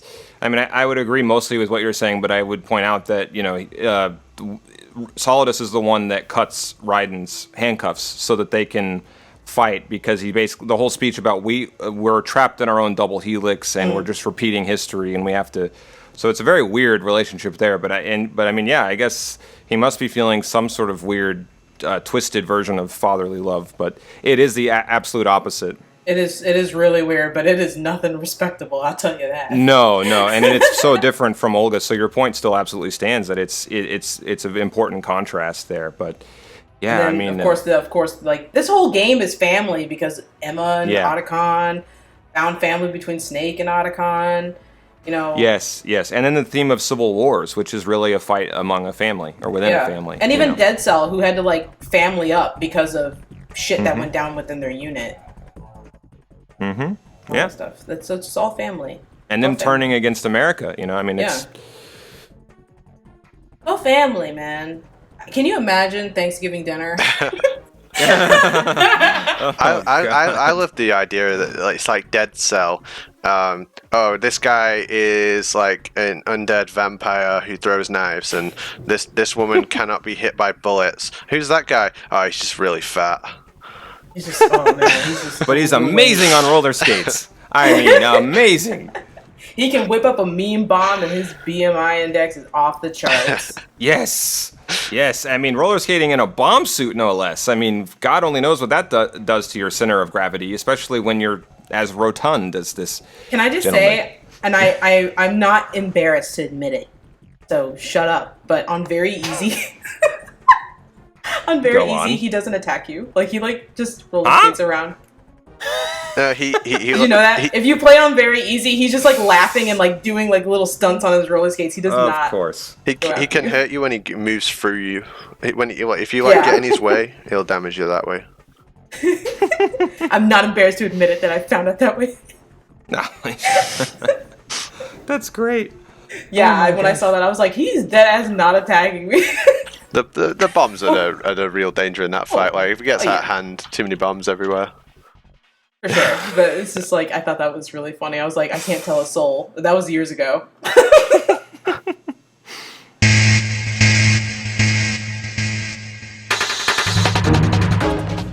Because that was back when I thought like, oh, if you didn't play these games on hard, who the fuck are you? And now I'm like the champion for like, yes, I, Nikita, Sniper Wolf Fight 2 every single time I play this game. I always tried to be a champion for that. So I learned to play Metal Gear Solid 3 on very easy. I was only focused on having the fastest time on very easy, and I play it on European Extreme every single day. I'm the only person who's ever got a single segment Foxhound while wearing the tuxedo. You're so like I'm fucking good at Metal Gear Solid 3. Like I don't want to be. I don't want to. I'm fucking good. No, I don't want to be. I don't want to be humble about it because I want to make the point that like I love playing on very easy. I love the lowest difficulty in the game, and I don't want anyone to think that that anyone's better than you because they played the game on a higher difficulty. It's a fucking computer game. Yeah. Jack, what's going on? Answer me! Jack! Jack!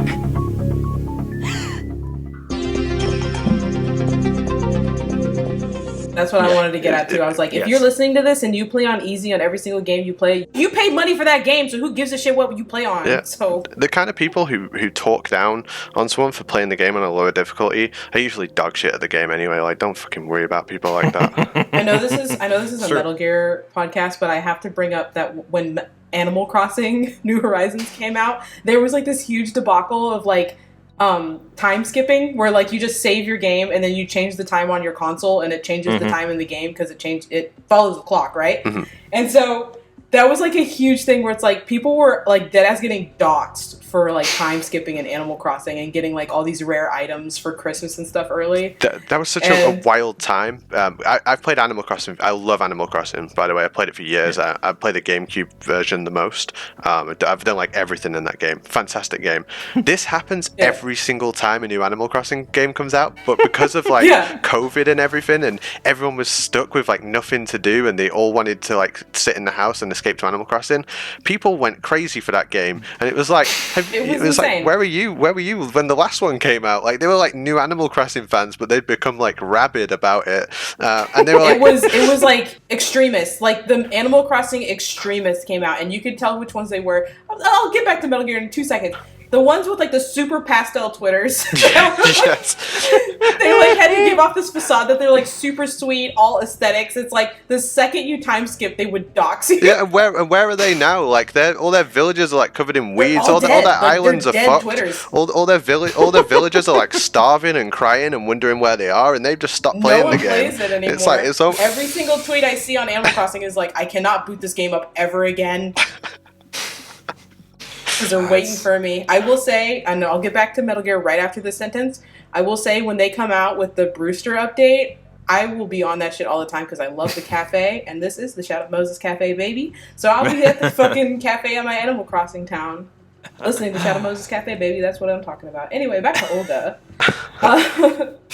I like how she wasn't, like, super sexualized.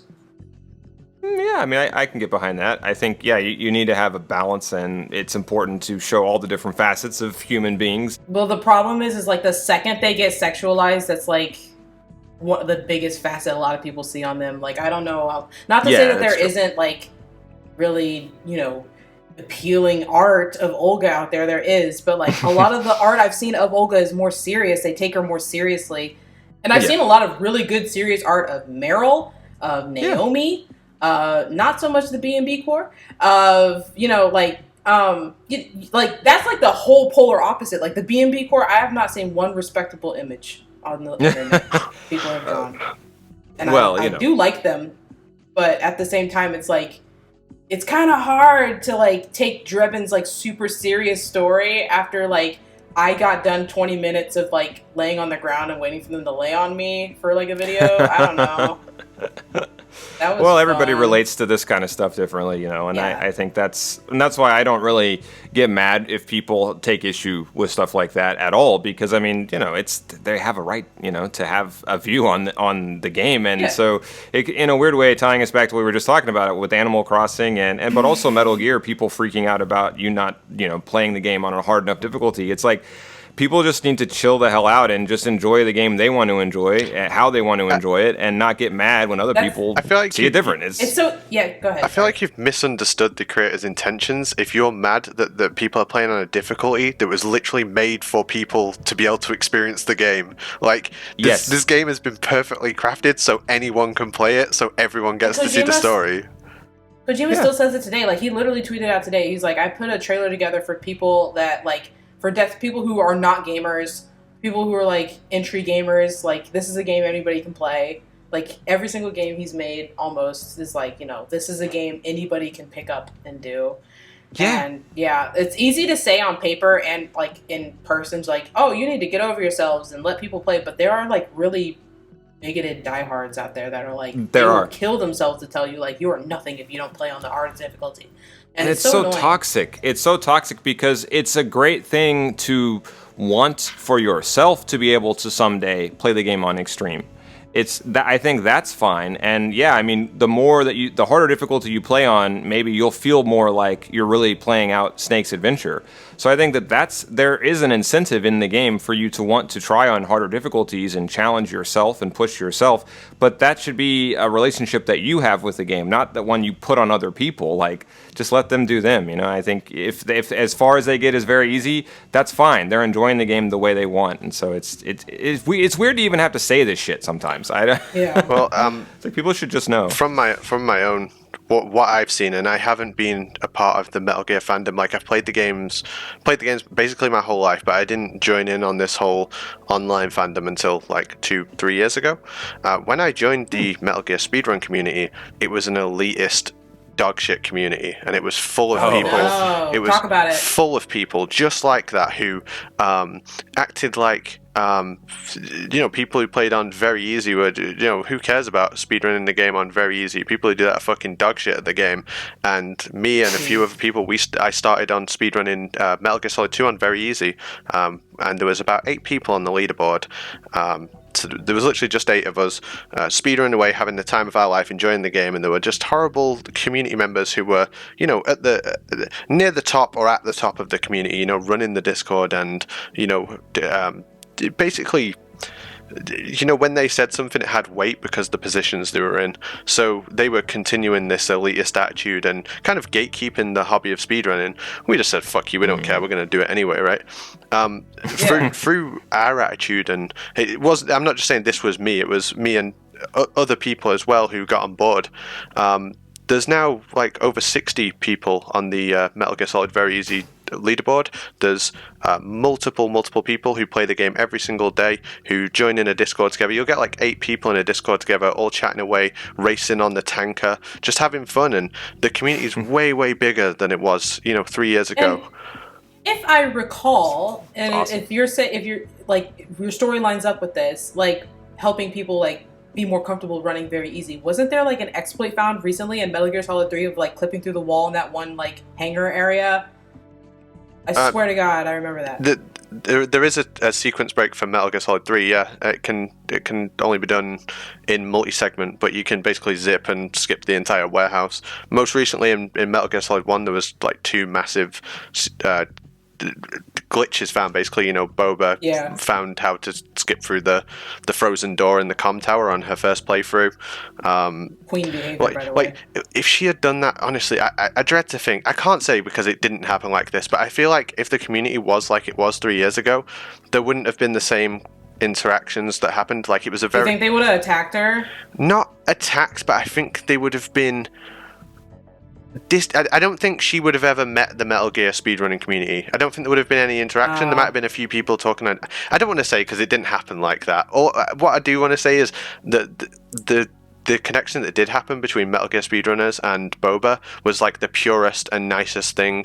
We had each other's communities going in each other's Discords, talking, having a laugh, getting involved on each other's memes and stuff like that. It was so nice. Like, it was the most pleasant It's just thing. a new time than what it was before. And I definitely want anyone who thinks that like, oh, they wouldn't be welcome or they couldn't give speedrunning a try. Like, there's so many people out there who want to meet you and become, be friends with you and teach you how to play these games and just enjoy them together. Like, it's such a friendly community these days.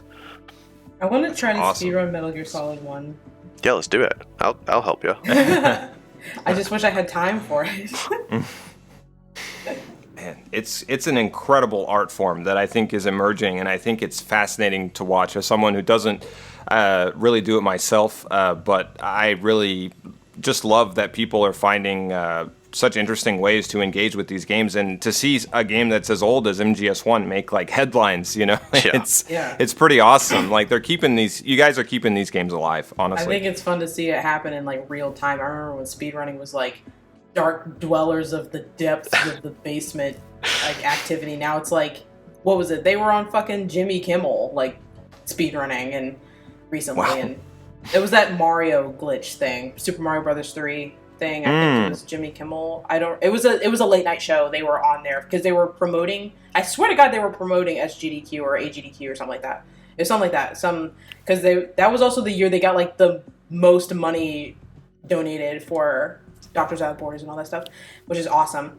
And it's really awesome to see like from the beginnings where it's like Speed Demos Archive and everything, just seeing that all the way up to now where it's like I said earlier, where when games come out within an hour we get long plays. Yeah. Like immediately, like within a day we get like 80% speed runs of like brand new games come out, and it's awesome. It's so fun. Just to see like the beginnings of like when new games come out, and it's just like that's the start of it and you're there for it, and it's a lot of fun.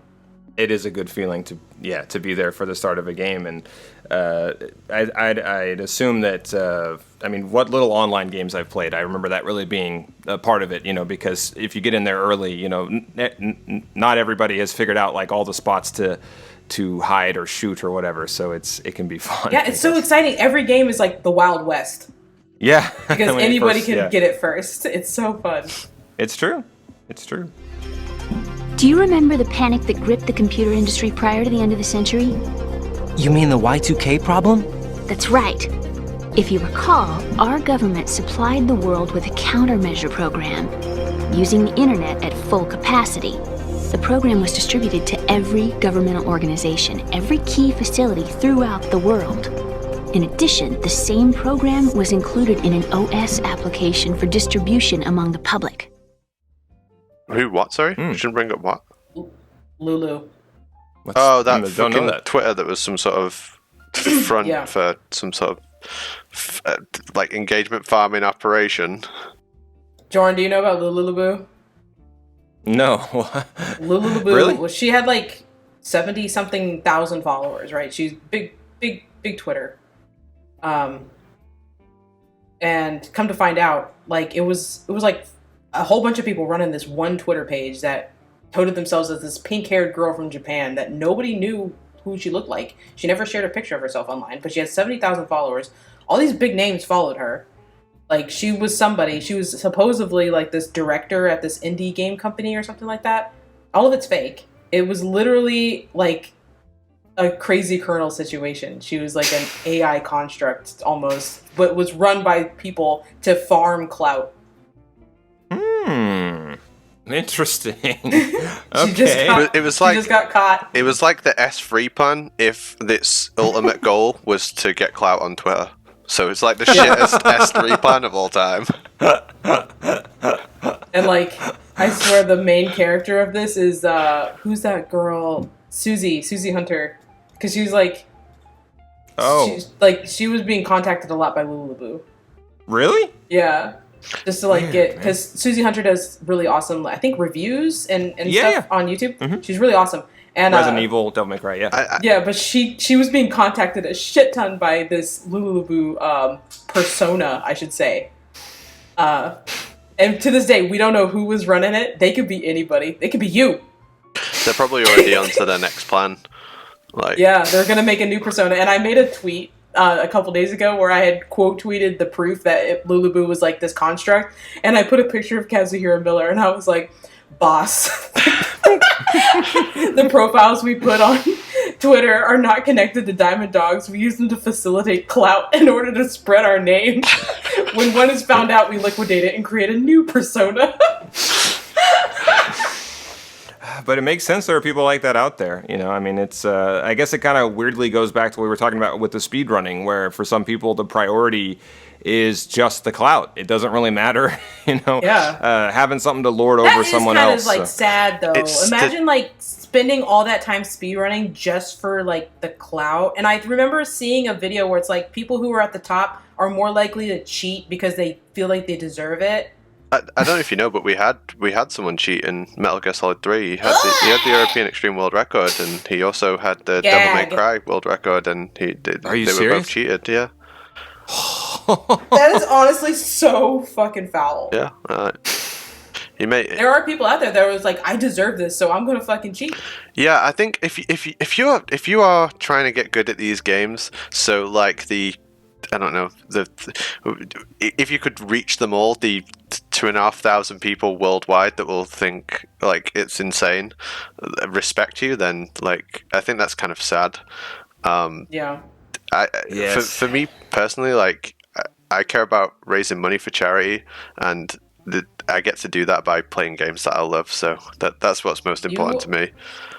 You are a king, and I'm That's so awesome. happy we got to talk with you today. And I want to ask you what your future plans are for speedrunning. Yeah, sure. I just while we were doing this podcast, I got into a marathon called UKSG. It's on the ESA Marathon channel, so like they're probably the second biggest charity speedrun channel. Where I'll be doing Metal Gear Solid 3. What I'm doing is blindfolded bosses, so I do the game, but every time I start a boss fight, I stick the blindfold on. And I love these. Can I just say I did catch that one stream you did? I don't watch streams a lot, but I did catch that one stream you did. The one thing, I was like tipsy. I was on my third glass of wine, and you were doing Shagohod, and I was screaming at my computer screen because you kept missing the rocket. I was like, down, Apache! And then like you were, what was it? You were on 1 HP and you won. Yeah. And I lost my shit. I jumped out of my chair. That's crazy. Yeah, that's a tough. So that's a really tough coming fight. up? Like, yeah, that's. I want to say it's like September 21st. It's like a month away. Like, the schedule just got announced today. It's like, I think it's the 18th and 19th of September. In fact, I'm going to double check because I can get the date real quick. I won't be a sec. 18th of September. I'm doing that.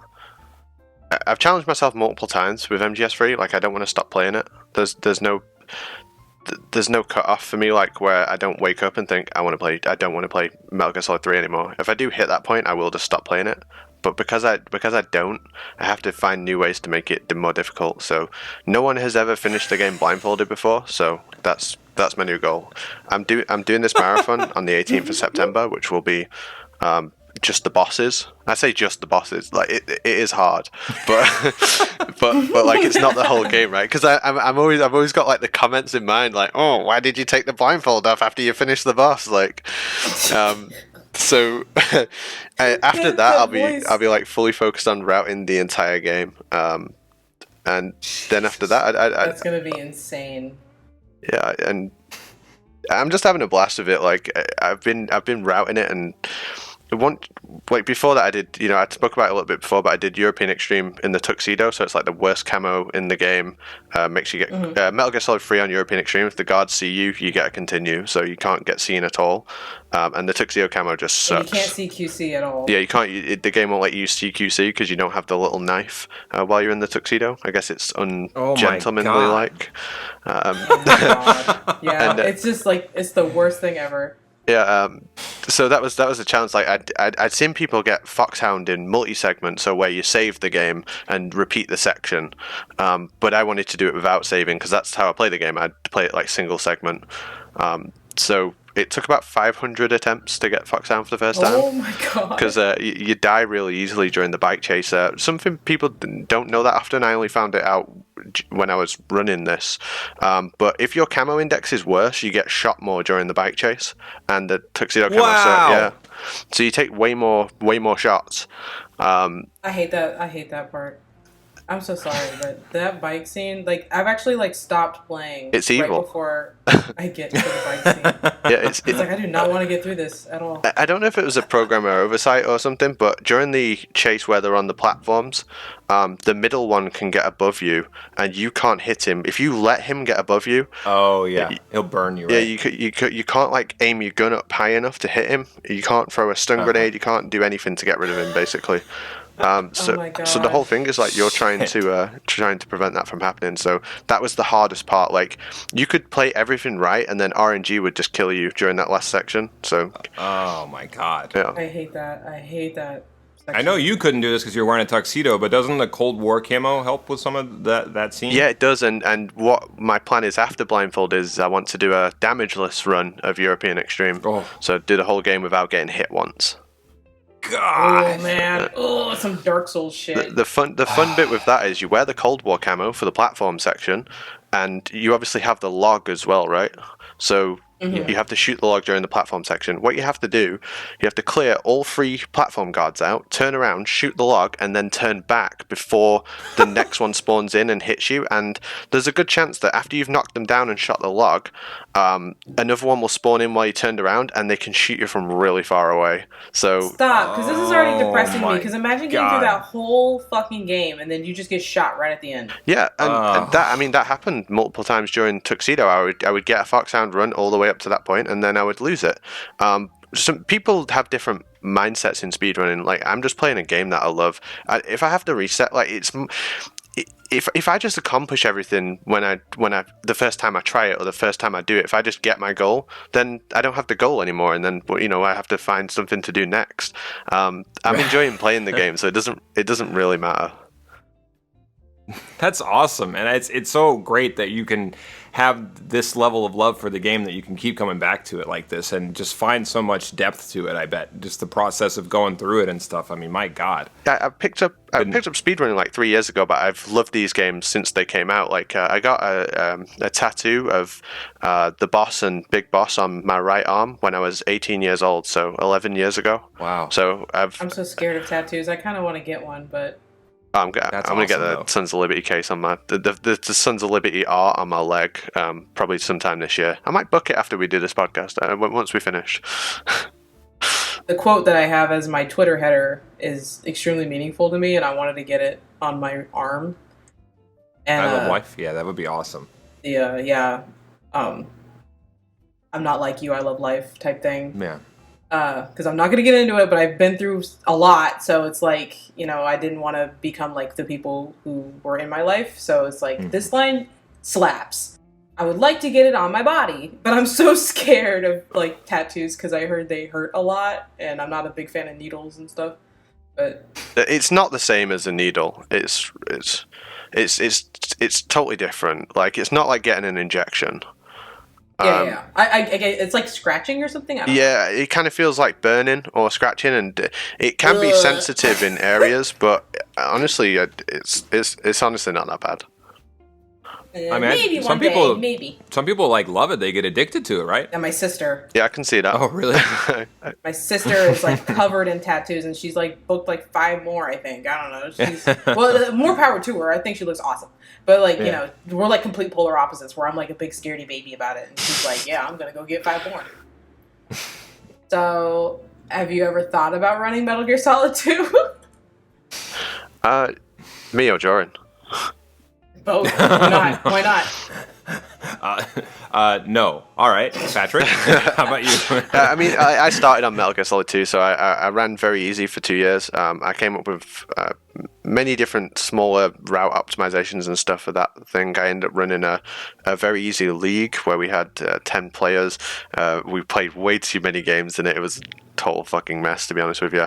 I still keep an eye out for what's going on in that game. Like, I care about it a lot.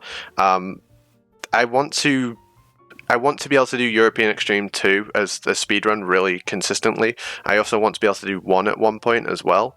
But I think, like, just the amount of time, like, I'm just too focused on doing these 3 challenges.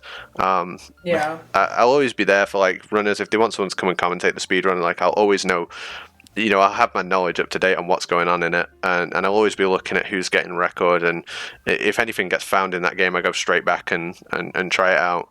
But I don't think I'll be focused on it for a while. I always say that I love the story of 2 the most. Like, 2 is my favorite game for the story, but 3 is my favorite for the gameplay. You guys think that there'll be like a huge influx of like players and runners after the movie comes out? Yes. Yes, but I'm not so convinced that the movie will come out, to be honest with you. But yes, assuming that it does, then yeah, I would think so. Yeah. I'm finally on the fence about the movie, where it's like, I was excited at first, and I really do like Oscar Isaac a lot. I think he's got his head in the right place about how Snake should be handled, but in the end, it's not up to him. And I don't know anything about these writers. And like, I don't want to say that I know Jordan Vogt Roberts as much as I'd like to think I do, because I don't. And it's like, yeah. Whether I got kind of like on the fence about the movie. Sorry, I just don't think the story's meant to be told through a movie format, unless they do different endings at different cinemas, and then we all go online to talk about it. And we all have different stories. Like it happens. Yeah, and that's not a far fetched. That's happened before in like on other movies too. Like this cinema played this ending, and people were like, "What do you mean this happened? This happened on my cinema." Or it's like you need to call Meryl her codex on the back of the popcorn, and then you look down and oh my god, it's there. Yes. Yeah, but you can only see this movie in like IMAX 4D theaters, and like people come out and beat the shit out of you in your chair. I don't know, like stuff like that. I'll definitely watch the movie when it comes out. I'll skip the cutscenes, but I'll definitely watch it. I mean, I said that too. I was like, I'm gonna be extremely critical. I will watch this movie like 50 times. Oh man, I don't know if I'll be able to, just because you have to. I'll try, but I can't promise I'll make it through it. Just watch it with me. Okay, well, yeah, that might be fun. But I mean, I will say this, that the way that these games are written, they're written as games. And so I just think if you try to translate it, it's totally, I think, legit to like watch somebody's Let's Play, but to try to transplant it into a movie format, you know, where you've got just all these conventions of the medium that were not part of how Metal Gear was put together. And I think that the studios or whoever is funding it is, if they're looking at this as like an opportunity to make like a franchise or something, I just really think it's not the right fit. Like, it's just really difficult. It would have been better doing it like that Black Mirror type show where you could like choose. So it was like a show, but you could choose what was going on. I don't think any of those mediums are good. I'm not saying this should be everyone's opinion or anything, but I think like that Black Mirror format, I just don't like it.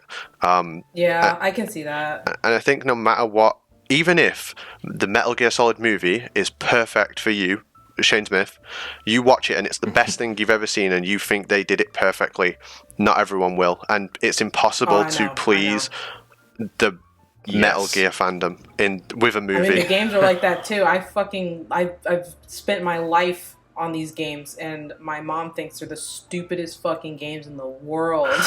Like, you know, that type of thing. And it's the same with movies where, like, can you think of one good video game movie? Damn, I had an example and it's gone, so it can't have even been that good. I love having ADHD games. Super Mario Bros. 1. No, I'm just kidding. Enough. Mario, and Luigi Mario. Of course, it makes perfect sense, you know. Yeah. There isn't one. There isn't a good video game movie. They all fucking suck. No. Free Guy's pretty good though. If you haven't seen it, it's not bad. I don't know about that. No, honestly, it's not bad. Free Guy. It's Ryan Reynolds is a gamer. He's a game character. Yeah. I expected it to be. Do we like the Tomb Raider movies? I don't remember. They came out years ago, right? I don't remember seeing them. Yes. I remember seeing them, but I don't remember a single scene that happens. Now, I know y'all not saying shit about the Doom movies. I'm kidding.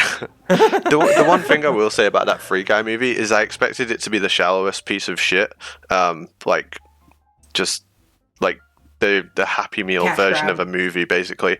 And it's a little bit deeper than that. It's not the deepest film I've ever seen, but it's better than you expect. It's got substance. Yeah, it's better than you expect. I might watch it. That sounds okay. I still have to watch that new Netflix Resident Evil.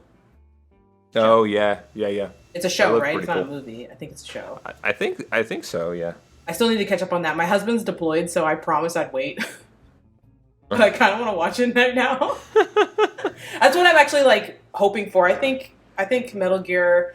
When I think of the movie, like, if he wants to do Metal Gear Solid 1, I think it's going to flop. Honestly, you've got my opinion right here. I think it's going to flop if he just does Metal Gear Solid 1. I think the perfect segue is, like, something we haven't seen before. Not doing anything from the movies, or not doing anything from the current games.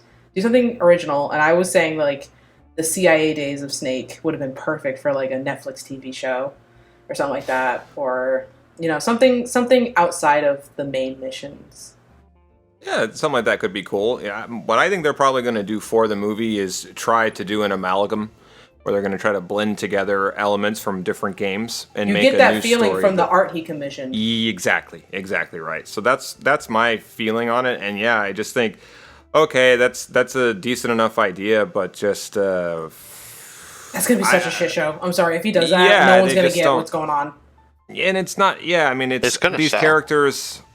Well, it will sell because people recognize the name, and that's so cynical, but that's just how Hollywood... Well, I don't know, at least up until COVID. I don't know if you guys have seen, but there have just been all these trailers for, like, new movies now, and I am completely just beside myself with happiness because they're not in a franchise, they're not superhero movies, they're new ideas, they have budgets, and they like really want people, I guess, probably because if people don't start going to movies again, Hollywood is going to fail. Like, so I'm guessing that they've actually put some actual work into some of these movies. But as far as Metal Gear goes, yeah, I don't know, man. I think that in the past, people have probably dismissed, or, you know, Shane, like you were just saying, your mom it's easy to dismiss these games as just being games and just being like inferior quality of writing, but I think that's just a misunderstanding, in that in reality games have to be written differently because of just so many reasons that you guys obviously know, and to try to translate that, not to repeat myself, I just think it may look nice, it might be a very nice like fan service vehicle. So if you ever wanted to see like a cyborg ninja on screen or something like that, we'll be able to see it, and that'll be great. But as far as it ever coming close to the actual games, I just think, it's not. No. But maybe I'm one of those diehard fans. I totally agree. And I think that's the realization that we'll have afterwards. If a lot of people will have that realization afterwards, that it just can't be told through that format, if it ever comes out. So kind of like when Alien vs. Predator movie came out, where I was like, this is gonna be fucking rad, and like baby brain me thought it was rad, and then I rewatched it, I was like, this is ass. Like, just that type of thing where it's like, yes. Now that I'm older, I'm scared. I can't imagine if they actually, maybe we're blessed, but imagine if they actually came out like a Metal Gear Solid movie back in the day, and baby us like all watched it, and we're like, this is the best movie ever, and then we rewatch it now and we want to cry. But now we're getting it in like 2020X. And now we're all adults and we have to see it critically. And I look forward to it, and I'm scared, but it's more Metal Gear, and next year is the 35th anniversary, and based on the rubber ducks we got this year, I don't know what we're gonna get next year. I did buy those rubber ducks, by the way. Yes, I did. Same. Really? You both bought them? Yes, I bought the rubber ducks. Yes. Damn, I gotta get them now. It was the anniversary, and I could not get the rubber ducks. Oh my The god. little genome soldier duck is so cute. That's where we're at. How many did they make?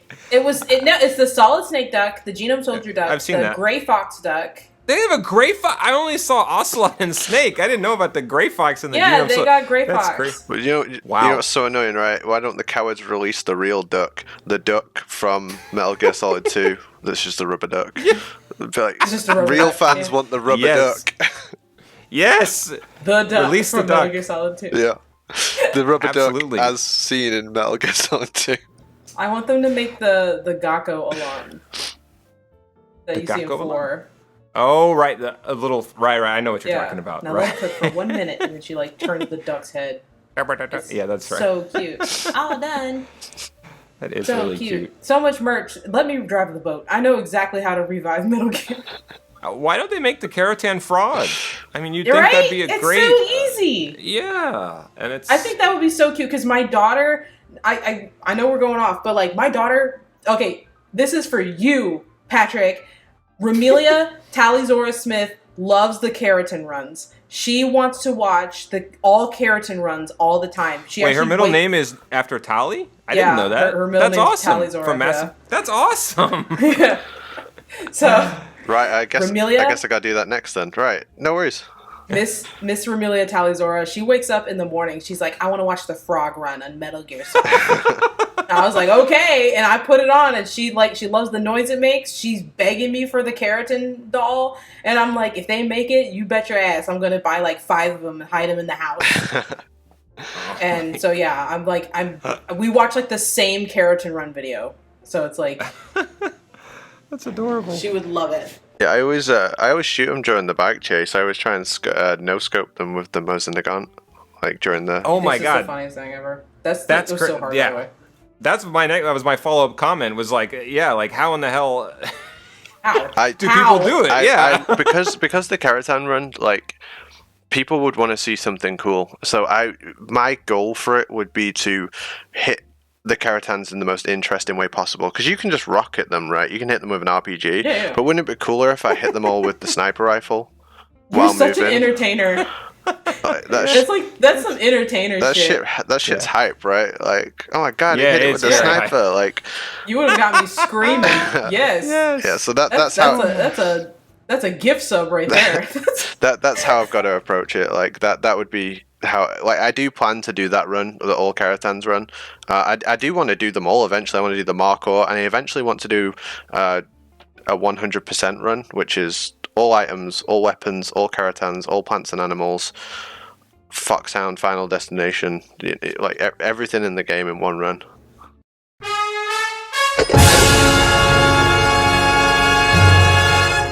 Jesus, that's a lot. Yeah, that is nuts. Yeah, I will say before we end it, I'm very proud of Vermilia. She can make it all the way to Sokolov, and then she can't go anymore. Oh, but that's good. Yeah, she's 7 years old, and she can make it to Sokolov, and then she always eats shit at the bridge. Or she always eats shit like right after, when she goes back to after the whole cutscene, you go back to get Sokolov, then you have to go back and the boss is there. Like it's nighttime, she can never get past to make it to the ship or the plane and everything. So, but she can do Virtuous Mission. Hell yeah, that's awesome. I'm very proud of her. Last question: do you guys know the deal with the Markhor and Ocelot? About why when he gets pissed when you kill it? Yeah, do you know why? Is it because it's an endangered species? I believe it's because its name in Persian means snake eater.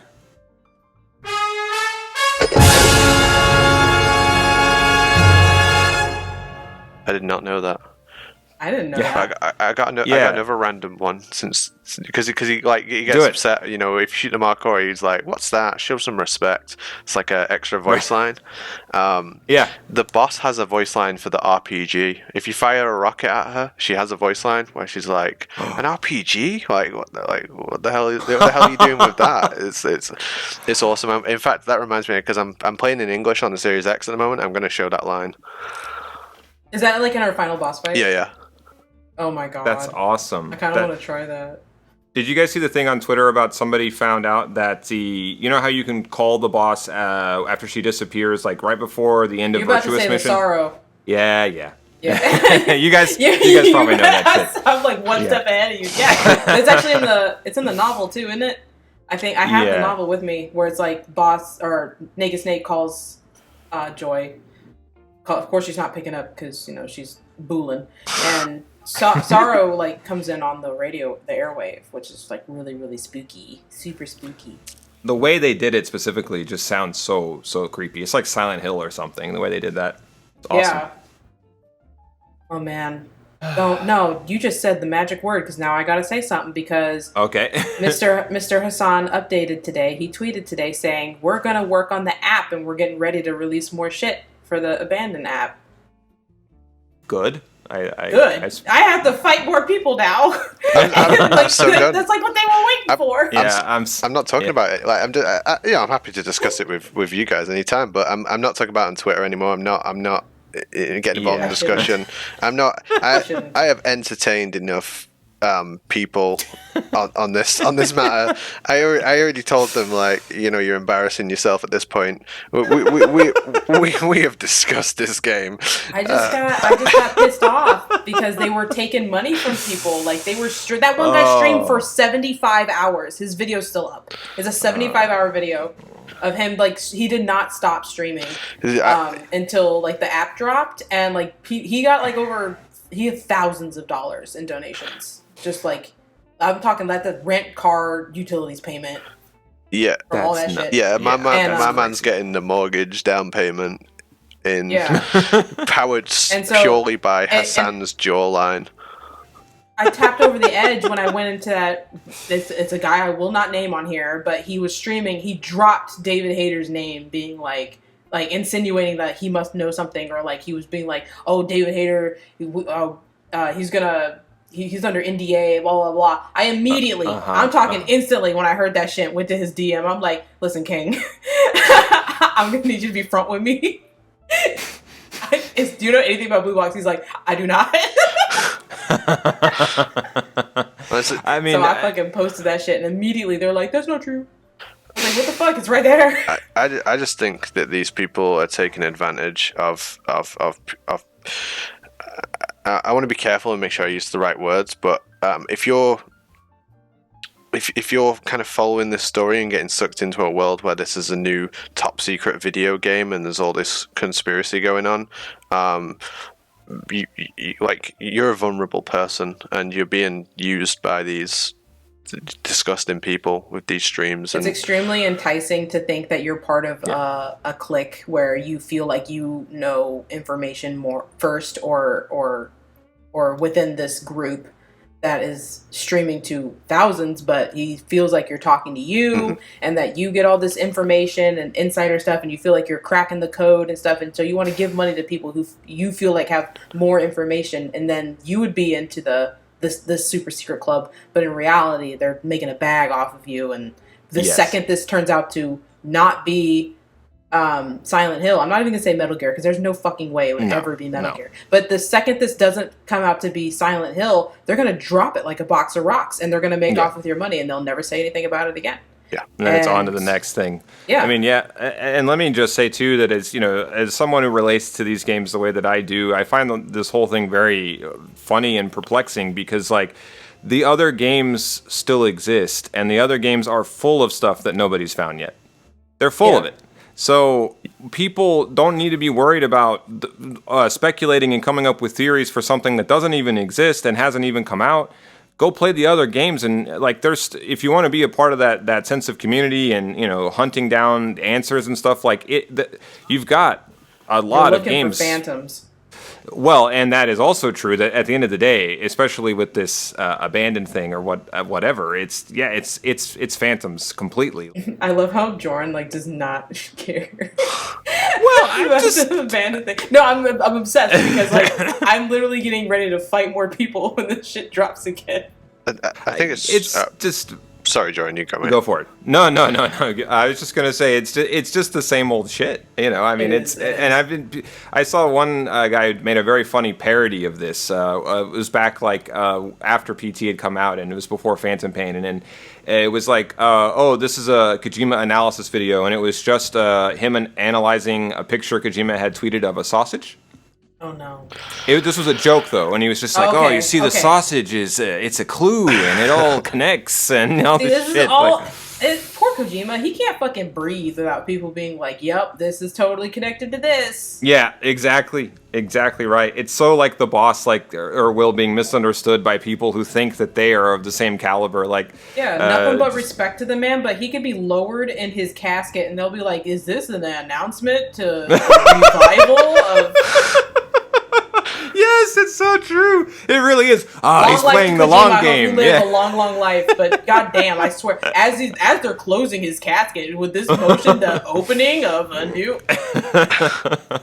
I think it's true, and so go ahead. Sorry. Going back to what you were saying about there's still so much to find in these games. Like literally, yesterday we found that you could manipulate the guards during the escape in Metal Gear Solid 1. Yeah, I saw that. That's so exciting. With the second player controller, if you hold a what? Yeah.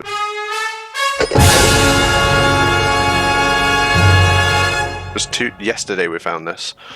So during the escape, if you put inputs in on the second controller on the console version of the game, the guards will just run in that direction. And I've got a console. I really want to try this out because I feel like that's something I could definitely do. I got 2 controllers. Yeah, I'll link it in our chat here. There's a video of it. Yeah, I saw it yesterday, and I was like, man, we just finding so much shit. And that's what happens, where it's like you find one big thing, and people pooled in. And I think it's more interesting where it's like, because I watched the Summoning Salt videos of the progressions of certain big speed runs and stuff. Yeah. Where it's like a lot of the time, people who don't even run the game find shit. And I think that's so interesting. You need a fresh set of eyes on some shit. Yeah, you do. Yeah. Very importantly is new people coming in all the time. With MGS2, we found that new runners would find something and they wouldn't even realize it's a time save. They would just do something slightly differently. And we're talking about minor time saves, but every single person who came in second counts. Yeah. Every single person who came in was just finding something a little bit new and a little bit fresher. But you also have people who are obsessed with looking into games, but they don't actually do the run. So in Metal Gear Solid 3, we have this guy called Appel who found a lot of the glitches in Tomb Raider that you'll see. He found many, many of those crazy glitches that you'll see in Tomb Raider runs. But he also found a lot of stuff for Metal Gear Solid 3 as well. And he doesn't really do full runs of the game. He just is very interested in what's going on under the hood in these games. I love that, like glitch hunters and stuff. That's so awesome. It really is. What you're saying about Summon Insult as well, Carl Jops is another one who does those kind of videos about speedrunning. Yeah, I watch those too, yeah. He's doing a Metal Gear Solid 1 video early next month. Ooh, I'll look out for that. Yeah, that's gonna be I love dope. those videos. I love like the history of like how stuff went down and stuff like that. All right, you guys awesome. want to wrap up? I guess so. I'm having a lot of fun, but yeah, we need I am to. too. I'll talk forever. In the past, I've been worried about like going on podcasts and things like that. But from listening to this podcast, like I knew it was just going to be a good time. But thank you so much for having me. I really do appreciate it. We're so Of happy course. you came on, and thanks so much for talking with us. And Yes, chilling with us. anytime you want to do this again, man, we're game for sure. Yeah. Oh yeah, we'll just let you in. Hell yeah. Yeah. and now for the episode. He's back, baby. Episode 6. What's up, baby? It's me. I'm back. Yeah, no, I'd love to, but I'm a fan of the show, and I'll always be listening in. So, Thank you so much. That means a lot. You can follow us on @ShadowMosesCafe at Twitter. And we also have our Patreon up at the same name, Shadow Moses Cafe, if you want to go over and support us there. We would be greatly appreciative. And we want to thank you so much for dropping by and listening to us talk about Olga Gurlukovich and all the other going-ons. So thank you so much for listening to us today. And thank you again, APACHESMASH, Patrick, for coming and chatting with us today. Yeah. All right. Well, we'll catch you guys next time. Bye. love you. Bye.